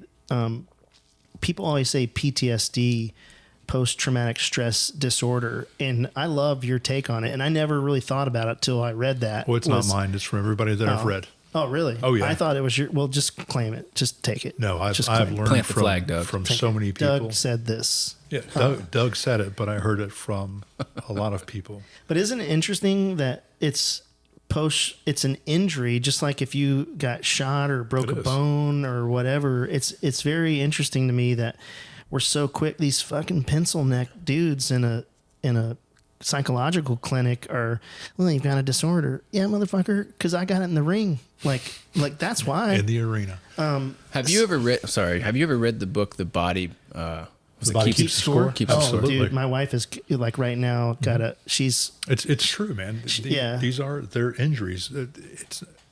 Now again, not an MD, not a PhD. Just a man who knows I'm a dumbass cop. Okay, I can break shit. It is an injury because I believe that you are physiologically changed by these experiences. I think it's a neurological change, and there are people that have said that. Again, I'm not making this up. I don't think it's something that can be compelled. I just think it's something that happens. It's a natural reaction to abnormal circumstances, and you are experiencing some things that you're not supposed to experience. And this is how your body reacts. I mean, the fight or flight, that's what keeps you alive in Afghanistan and Iraq and on patrol. Your hands and feet and intent. That's your body saying, hey, you've been in some shitty places before, remember? So this is how you save yourself and the ones you love. And again, those things they just happen. You can't compel it. It's not a disorder, man. These are natural reactions. And I don't know what the answer is. I know that I've found my way forward, but what is your way forward? Because somebody could probably benefit from it. Dude, it's a lot of things. Like I've said, I've one, be very, very cautious of your influences. Curate your influences. Stop watching the frickin' news. Talk radio is not your friend. No. I will say this in my low points, and I hope we don't have to pay royalties for me saying his name, but Jocko. When I went through my troubles, I was questioning my leadership abilities. And then I listened to Extreme Ownership and read it. And as I was reading, I was the next page ahead in my mind because I was like, wait, I can't be my leadership. I'm intuitive. This guy's the man. And I know what he's going to say before I get to that part of the book. So I learned a lot of stuff about being self-assured and believing in myself from reading some of his work. Cody Alford, I don't know if you guys are familiar with him. He's a former Marine Raider. The guy's incredible. Sean Ryan show.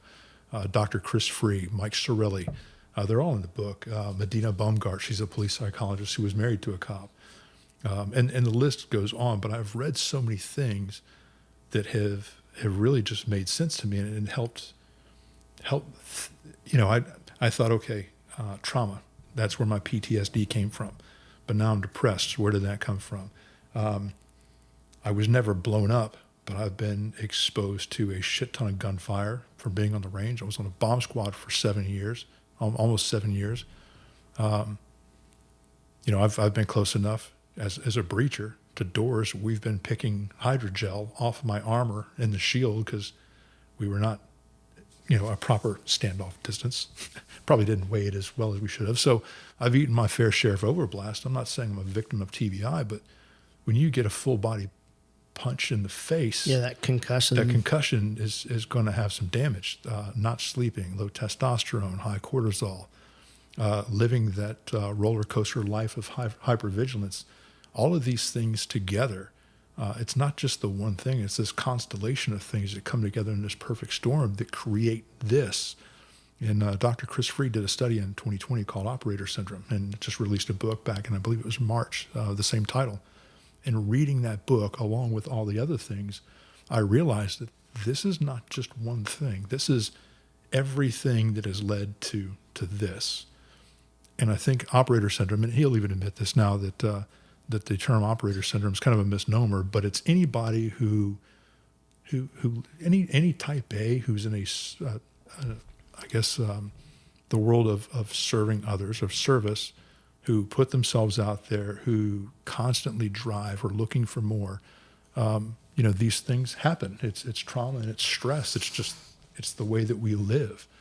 And to look at it that way as an injury and, not something that I had control over. I'm not a victim of it. These are things, these are the badges of honor that come with service. These are the stripes that you've earned. It's nothing to be ashamed of. You've earned this. You should be able to walk down the street. And I'm sorry, I'm going to get a little PG-13. But if somebody says you have a disorder or you're broken, fuck you, man. Yeah. Where have you been? And I'm not saying that your experiences aren't mine, but you don't know who I am. Right. What have you done to make a difference on this planet? I earned this shit. and I'm going to wear it like Yeah. a fucking t-shirt. Yeah. Sorry, that's a lot of F's in one. No. It's welcome. Yeah. Sorry, That's how yeah, we but talk. I'm sorry. I get a little bit passionate about this stuff, and anybody who says, "Oh man, I didn't have a problem with that," or "Yeah, you shouldn't have a problem," or my favorite. I actually heard this, man. There was a gunfight. His deputy got into a gunfight, and it was a good shoot. But when he comes back to work after being relieved, which is common practice, he's coming back to work, and there's a fatality, a traffic crash happens right in front of him as he's coming to the intersection. The car's on fire. He can't get everybody out. He had to take a knee, and he went out on workman's comp for PTS. Not only were people talking shit about, oh, bro, if I was at that shooting, I'd have done this, and why do you do that way? I'd have done it like this. And The guys who I have wish never somebody been. would try. Exactly. Because Well, that's how you can always tell a dude that's never been in a fight. Exactly. Like, that they're the ones that are talking about it. I would the have done it dudes this that way. really are in a fight are over in the corner not making eye contact. No, like, they don't. I don't want to ever do that again. Exactly. You know? And so they were talking about, how this guy couldn't handle his shit. I'm like, bro, this is why we're sick. Yeah. First of all, if you haven't been in a shootout, and even if you have, I don't want to hear how you would have done some shit. You weren't there. Yep. Shut up. The armchair That's low, quarterbacks. that is low class, bro. Yep. You don't even know. And I will tell you, you find out a lot about yourself and who you think you were when you have to make yourself small because of incoming rounds. We've had all sorts of dudes curl up in the heater closet and not fire back. You know what I mean? And these are dudes who are supposed to be at the Tip of the spear. the pointy end of the spear, right? And guess what? It's by. Look, talked all that shit prior to. Something happens. Yeah. They Who don't are you trying to convince? Yourself or everybody else around you? But anyway, they treated this dude very, very poorly. And it was like, I had somebody say, oh man, we pulled a kid out of the bottom of the pool and we couldn't bring it back. It was horrible. I've heard somebody say, oh, I've been to 3 of those. I don't have a problem. You need at least 4 of those to have a problem. Like, what kind of bullshit is that, man? That is just, it's stuff like that is, first of all, it's low class. That's the dumbest goddamn thing I've ever heard, man. Yeah. How can you tell somebody that you shouldn't have a problem with something if you have a problem with something? So I don't even know what your question was. I got another for No, answer. no. I think Stupid Buffalo Trace, Yeah. The which thing is that fantastic. yeah. Thank you, Buffaloes. This episode is brought to you by Buffalo Trace. But seriously, Buffalo Trace, if you want to sponsor us, give me a call. Yeah. Call me. But I think what's interesting, and the other thing that is, it's like on page 5, it's very in the front of the book is, and this one really, I think for both of us, really hit. That was the one I underlined. Yeah, you underlined and I highlighted it. Highlighting is better. I'm going to read it. Burning out. Pilot's using the crayons. Yeah. Burning out, I waited for a profession and an organization to love me back, and when it did not, I was crushed. This speaks to my soul because we poured so much into these organizations, and for me personally, it became me. Like, it wasn't, I couldn't separate myself from the profession, and I still have a very hard time of doing that. That is really like this really hits home. Were you enmeshed? Yeah, enmeshed. Yeah, that's a real thing. See, I listen. Yeah. So I did my homework too. I think, how did you ever get over that, or what? Where are you with that now? It took, without getting into the whole book. Again, I was slipping. I messed up my payroll. I left early. And anyway, it's explained in the book. I messed up my payroll. I was doing my whatever. I messed up my payroll. I got called out on it. I owned every bit of it. Well, can we unpack that a little bit? Because Yes. You want to? Yeah, I mean it's fine. It's in the book, and it's amazing that the lesson here should be the most embarrassing part of your professional life has become the biggest source of strength. Well, and it's really interesting because in the book you said because that you at first were a little bit angry, and then Oh, absolutely. How dare they do but this when to I me? read it and understand it, I have your reaction that you had first. Like my reaction would have been, I put 24 years in and you're busting my balls over 15 minutes. Like, Well, it was over the course of a year. It was just at 40 hours. So $2,000 cost me my career. well, that's Effectively, yeah. I mean, There was no malintent. There was no criminal intent. Everybody understood that. There was no lapse in my leadership ability or anything. In fact, I stayed in command of my platoon for 4.5 months of the investigation, and even 2 months after I signed off on the complete demotion. Right. That was never an issue. My abilities were not. I was going home early because I wasn't sleeping, and I was trying to sleep whenever I could. I mean, I've almost woken up underneath semi-tractor trailers just driving down the street. Yeah. It was dangerous. So I would write down my times of when I left, and I just stopped writing down times and tried to guess. Well, my memory wasn't working. I messed up my payroll. So and I would also say who hasn't done that? No, and exactly. I mean, it's not a mortal sin, but I was wrong. In the course of that investigation you were under, was that the story you told them too? Like you told them all those things, like, "Hey, I'm okay." So you kept that close to your chest. Absolutely. Okay. Up until I was in internal affairs, and the only thing I mentioned in that was they asked if I had anything that I wanted to say to anybody who would be listening to the tape. Sure. The only thing I said was there are mitigating circumstances here, and I'm paraphrasing because this was 4 years ago. This was not an attempt to do a time grab or steal anything. This was an administrative error. It was a human error.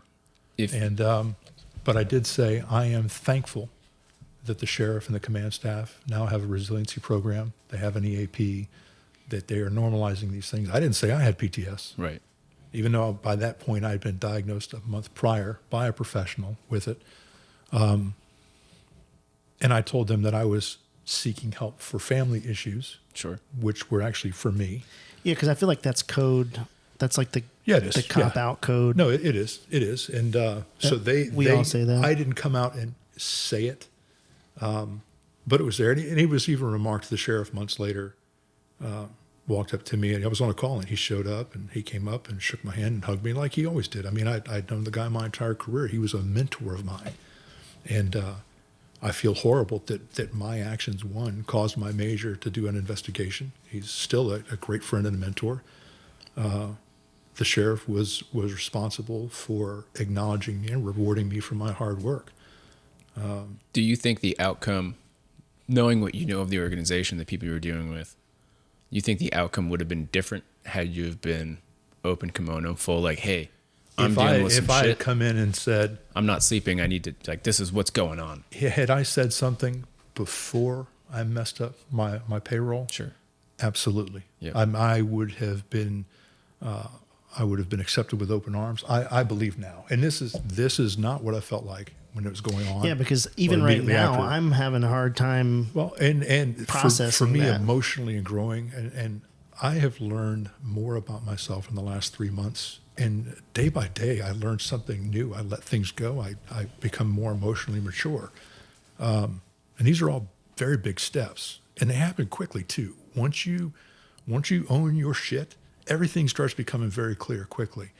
And I know this because my organization is not a bad organization. They're not. My former organization. And even months later, the sheriff came up to me and shook my hand and hugged me like he always did. How's Michelle? How are the kids doing? Then he kind of stepped back, looked at me and stepped back in. He said, how are you doing? Right. He's like, I've been talking to your major and keeping up. He said, you came out here just like you always do. You're training the younger troops. You know, I'm glad to see. I mean, he's in earnest about it. He was very real. And as much as I want to say that I'm upset with the way things happen, there was a very simple policy in place. You do your payroll every day. Yeah. No matter what happened or who, and I'm doing air quotes, this is not video, no matter who was after me or whoever did me, I was wrong from the very beginning. And had I followed, if I held myself accountable, we would have never had that conversation. And I am now grateful looking at it. I was enmeshed as well. I was inseparable from the organization. And by going through that, the organization took themselves out of my life. And were it not for that, best case scenario, I would be a captain or a major right now. Worst case scenario, I would be in the bottom of a bottle, divorced, or very worst, I'd be dead.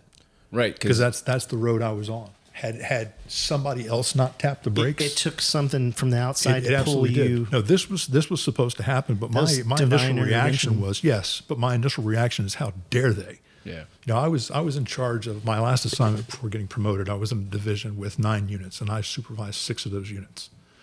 I had 6 different budgets. I was running. I had 6 different overtime pots. I was in charge of all off duty. I didn't take a second of overtime that didn't come from Hurricane Irma that I was ordered to take because FEMA was paying for it. I left there with no comp time and no overtime paid for 2 years because I knew how that would look if I'd walked out there and patted myself for all this time. And anybody who knew me, knows there's no way in the world that this would be an intentional time grab. There was no malintent. And because of that, I was able to keep my job and keep my pension and drive on. But because you're talking about payroll, this is a public trust issue. Yeah. There had to be punishment. And just because I was a lieutenant, I mean, I was one of 22 lieutenants in an entire organization. There was 30 people above me in rank that could affect my trajectory. I mean, I was the boss, for God's sakes, and I loved it, and I earned it, and it was so rewarding because I had the ability to positively impact, and I hate to use the word the subordinates, but the people that I worked for. And the people that I was literally working for, I let them down because I did not take care of myself. Hard stop. And that's what it is. But initially, how dare they? Don't they know who I am? I'm Doug White, motherfucker. Yeah. I mean, that I didn't even make that up. I had people saying that. Do you know who this is? And it was a big joke. But no, bro, I was wrong. And it turned out to be, it hurt. It's the most embarrassing thing. I let a lot of people down, my family included. I mean, just because you lose some adornment on your uniform, guess what? That came with a $33,000 a year pay cut overnight. Yeah. It didn't put me in the poorhouse, but who wants to lose 33 grand a year? That's a kick in the nuts. Yeah. I mean, I think it says something the way that it is. about your integrity and the integrity of the organization, that they're willing to uphold the rule of law, even when it's one of their own. And one who excels. Yeah, and one who excels. That, you know, it wasn't like a turd they were going, but. And honestly, I think all those things saved me. And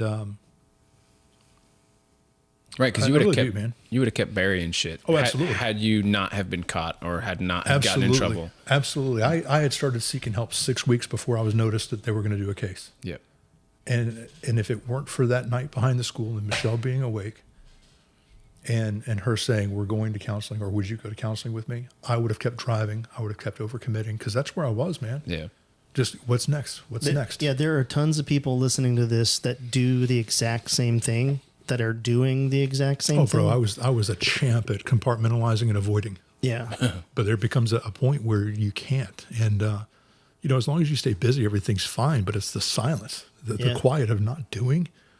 Jesus Christ, bro, that's when the wolves come to you. All of them. So what are you doing now? Like what's the trajectory of Doug post all this? Well, I'm trying to find a hair club to join. Man, I got one started for you. Because this guy, no, I'm kidding. I had to do something to lighten this up, and it's always nice to come back to his hair. Beautiful bastard. We're talking about Tyler's hair. Talking about Tyler's hair. This is why you need video. Yeah. No. Really? Yeah, I don't know. I can't even look at you anymore. Beautiful bastard. So what's next for Doug? It's the whiskey talking, by the way. Yeah. Well, you got the book. All ounce and a half that we've had in 3 hours. You've got the book coming out, right? Yes. I have a guy, his name's Adam Davis. There's a plug for Adam. He has written 8 books in this space. Actually, his latest book, Unconquered, the foreword was written by Marcus Luttrell. So I somehow or another was led to and found the right guy for this book. He's a former cop. He speaks the language. You know, like we said, we can smell it on people when they walk through a room. Right. This guy is the deal. Does keynote speeches. He's had his own TED Talk. So I feel like the message is in good hands with him. So I am 50 years old. Well, I retired at 49, but I'm 50 and I'm completely retired. I don't have to do anything else again. My wife does very well. We've planned well. I want the book first to be able to support itself. I don't need a t-shirt company, but I would love to do a podcast and do keynotes.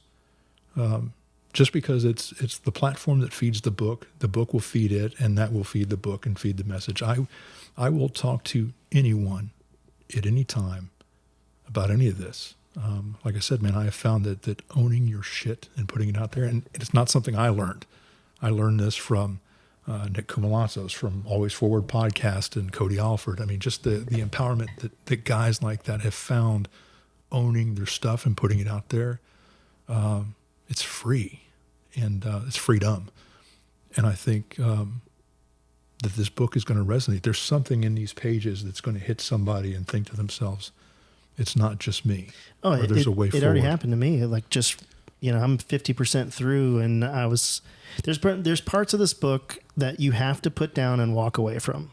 It's just that heavy. Try writing it. Yeah. I mean, this destroyed me. There were parts in there, the one about the little girl that was tortured. Yeah, that one you got to walk away from for a little bit. Probably 6 weeks. I walked away from it. Yeah. Had to. Yeah.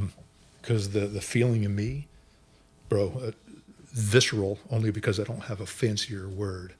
But I felt it. And I'll never speak that asshole's name. It comes through in the writing. You can just meet, Tyler read it, and then you sent it to me, and then he actually printed it and gave it, and I bet he printed that shit at work too, didn't he? Absolutely not. No. But I think when I read it, or what I've read so far, it's a really good read. It's not that long. I mean, it's not a big book compared to. It's not like a novel. This is a read that you can do fairly easily. It's for first responders, and it's got to be short. Us dummies. There's no pictures either. Yeah. Sorry, I made some. It's okay, Marines. They all look like penises. Why is there a dick written on every other page? That's a weird cover. Weirdo. Well, when you finally when it comes out of editing and they get the title straight, we got to put it back on here, and because I think it's important. I think a lot of guys that listen to this will. I know 2 guys right now that will get a lot out, like they would get a ton out of this book. That's just off the top of my head. So I think a lot of people, I think it's going to resonate with them. I think it comes from the heart. It's an authentic place. I think it's going to do very well, and I think it's going to touch a lot of people. So I appreciate that, and that's my goal, man. I hope it does. And again, as long as it supports itself, and yeah, man, it's just and even if it doesn't, fuck it. Like you got the biggest reward out of this. Led you to here. Not only that, man, it's growth. The growth that came from that. I mean, like you said, it was hard to read. It was very hard to write. And when Michelle read it, and like I said, our communication is like it's incredible now. She knows everything, unvarnished. I give her all the information. She decides what she's going to do with it. Yeah.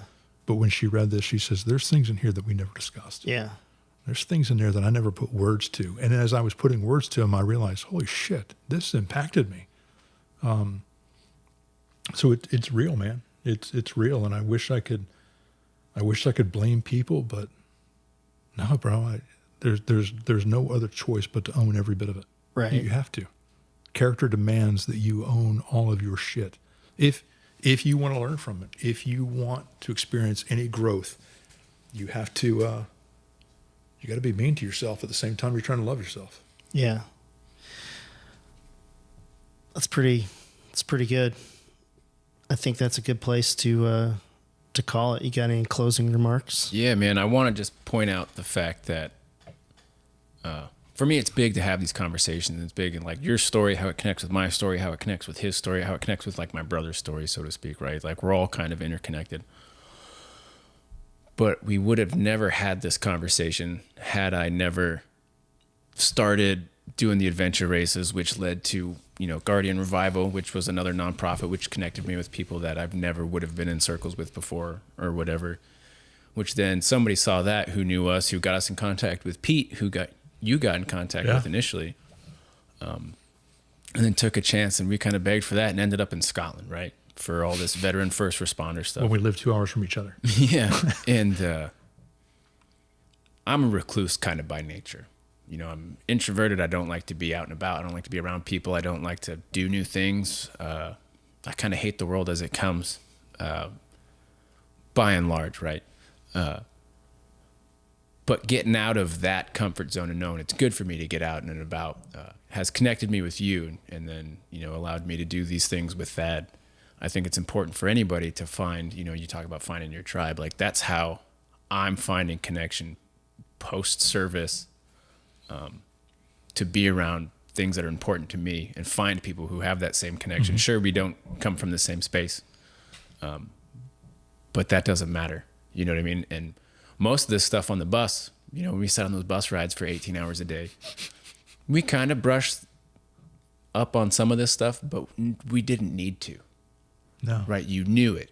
Like, I could feel it. You could feel it. Everybody knew that everyone here is dealing with some shit. And here we don't have to talk about it, but we all know what you feel. And there's something to be said for not even, we talk about talking with people, but sometimes it's nice to be in a space where you don't have to talk about it. And that somebody else can, we're all carrying that weight together. And I think it's important for people to get out there and find that group of people who carries the same weight. You know what I mean?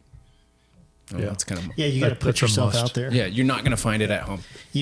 Like I said, the original title of this podcast was "No One Is Coming. It's Up to Us," and that's what it is. Ain't no psychologist going to save you. It's your friends, and even if you don't have friends, go make friends. This is the only way this gets better. So yeah, guys and gals in this world have always made themselves better by doing hard shit. Yep, and that's where it pays off. This is not easy. This is the same thing, man. This is a marathon. This is an ultra. This is hard shit. And but bro, the other side of it. And I'm just on the threshold of the other side. I'm not strides beyond. And it's man, food tastes better. Things smell better. Life is better. Yeah. It really is. And anybody can have this. They've just got to do the work, man. And it's that first step. But anyway, that's really all I have. I love it. Other than Tyler, I thank you for actually wearing a shirt today. Thanks. I was wearing really tiny shorts, and I thought that might be inappropriate. My wife said they looked nice, though. Yeah. Only if we were going to be doing like burpees behind each other or something. On top of each other. We'll just put on light go to CLP and you'll be fine. Oh, I can't stand that smell. It makes me break out. I can taste it when when you say it. Why I break out. Yeah. And where I break out. When I say CLP, you can immediately smell it. I can taste it. You can everything. Yeah. It's the worst. So yeah, it burns. Gets in your pee hole. Well, Doug, Jim, thanks. Take that out. Yeah, that's staying. Thanks for taking the time to sit down with us, Tyler. Thanks for riding. I was actually riding shotgun with you, but thanks for taking the journey and the trip over to us, and let's go eat some pizza. Absolutely. Pizza. Do it. Bye.